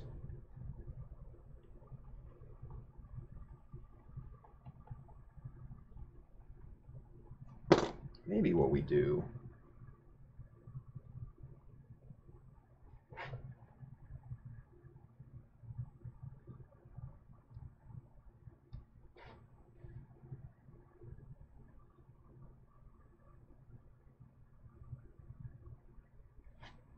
something kind of like this, right?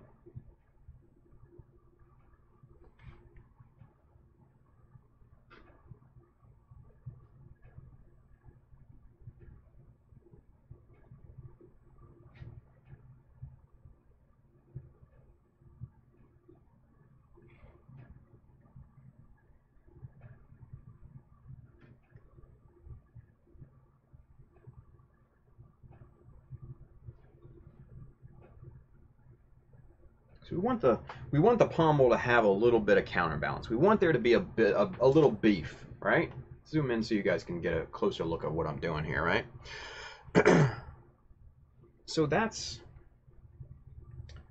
kind of the idea.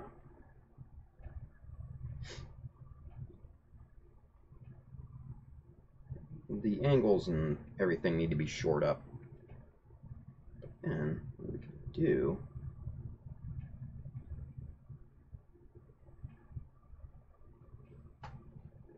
maybe something like that. It's not bad, yeah.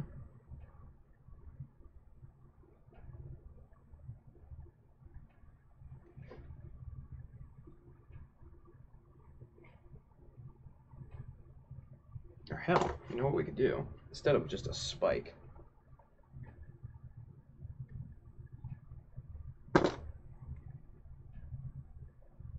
it's kind of a blunt end at that point, right? Kind of dig that look.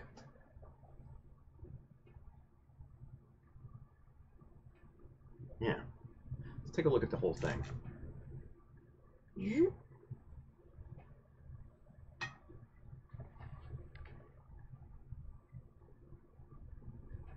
Yeah. Mm-hmm.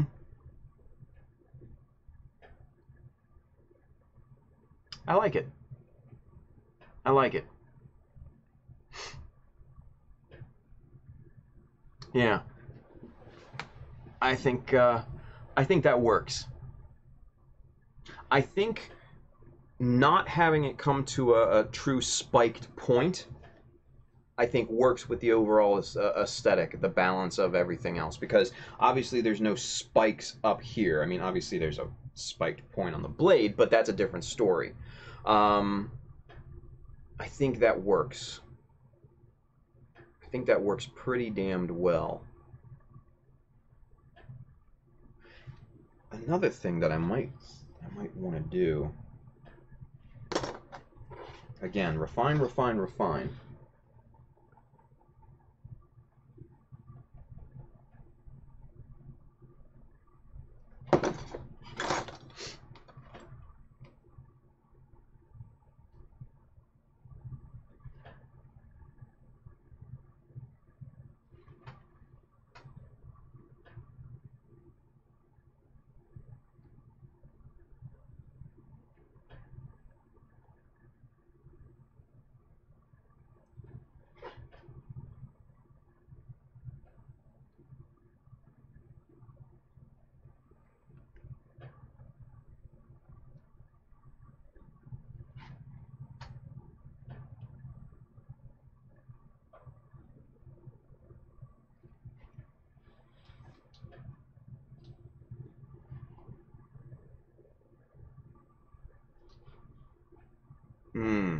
Yeah.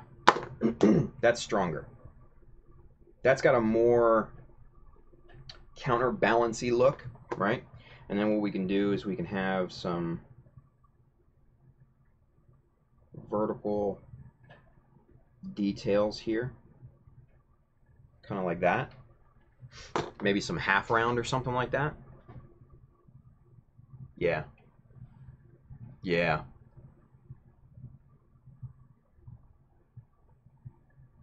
I think we got it, you guys. I think we got it. Yeah, I think so. I think we got it. I like that. I like that look a lot. Not bad. Not bad.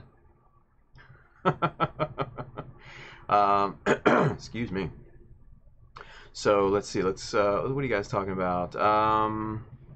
Astray Kai, also USA Gundam has a Discord as well, Tim. Yeah, see, I'm not a huge I'm not a huge Discord guy. It's just what it is. So I'm just not big into Discord. I'll be honest. I get on like Gunpla Builders Associations like once in a blue moon. You know, obviously to post the image, I know how to do that at very least. But actually, like interacting with people, it's just like, where the fuck do you begin? I just don't know.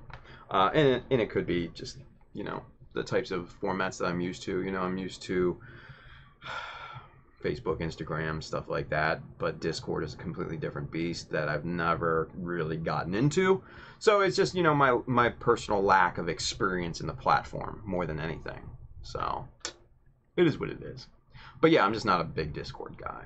So Nozaku Boy James says, "Yay, finally home. Now I can pay more attention." Nice. Good thing you made it home, dude.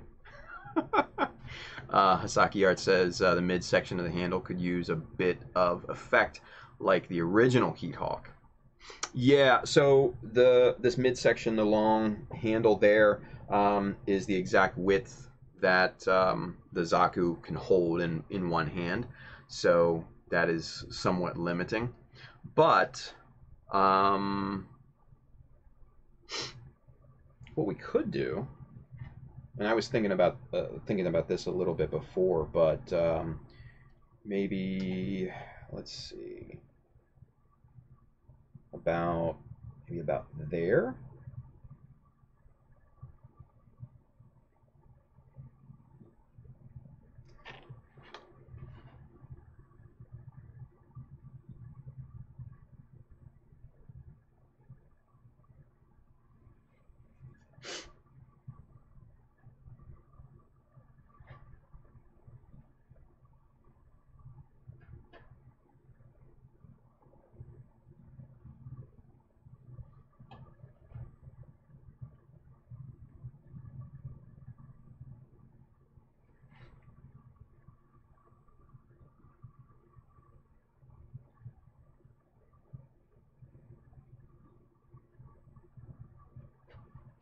kind of like have a like a handle for the Zaku to grip onto, kind of like that.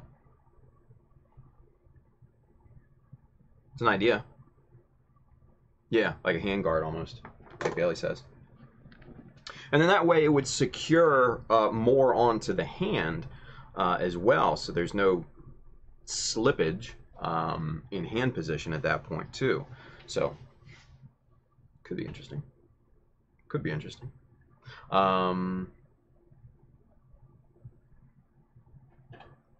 Bailey says it would need a nice sizable counterweight if it's not a long shaft. Yeah, very nice altogether. Stock Yard, I dig it. Thank you guys. Chris R, I love it, Tim. Looks nice. Freddie Torres. Space Rat 53, very nice prototype Heat Hawk. Kinda, right? I don't know. I think this would be more of like a kind of Heat Hawk evolution, right?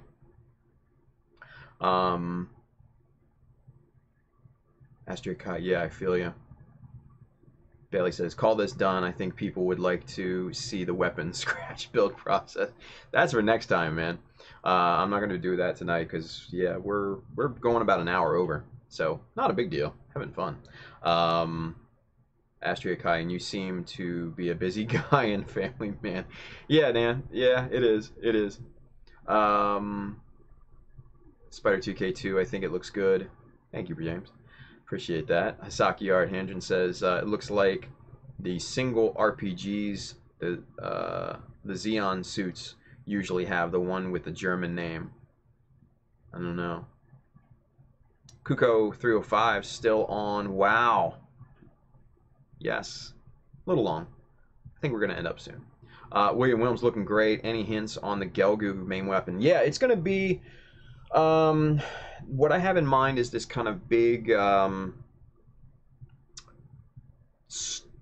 of sword cleaver, like this big honking single-handed weapon that just comes in and slices the shit out of you. So think about if you guys have ever seen like competition choppers, right?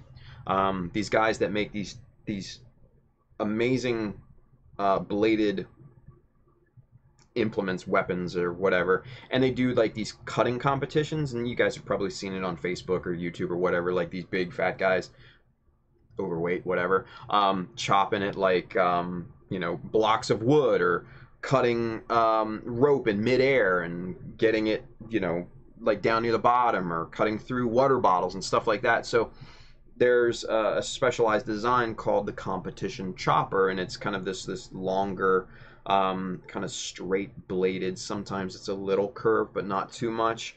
And then it's kind of very abrupt at the end. It doesn't have like a point or anything, and it's just basically like a cutting weapon. And I kind of had that sort of style in mind, but instead of having it completely straight, having it curved just slightly, and being much more robust, if you will. So that's kind of the idea that I had for the Gelgoog weapon, and it's gonna slice and dice. Yeah, slice and dice. Let's see. Bailey says Sturmfausts. Yeah. Okay. Ultraman Dyna Tim, that is starting to look really great. Thank you, man. Nozaku boy, it's cool, man. A few further refinements and you'll have it pro. Yeah, that's the idea, right? I think it looks pretty good right now.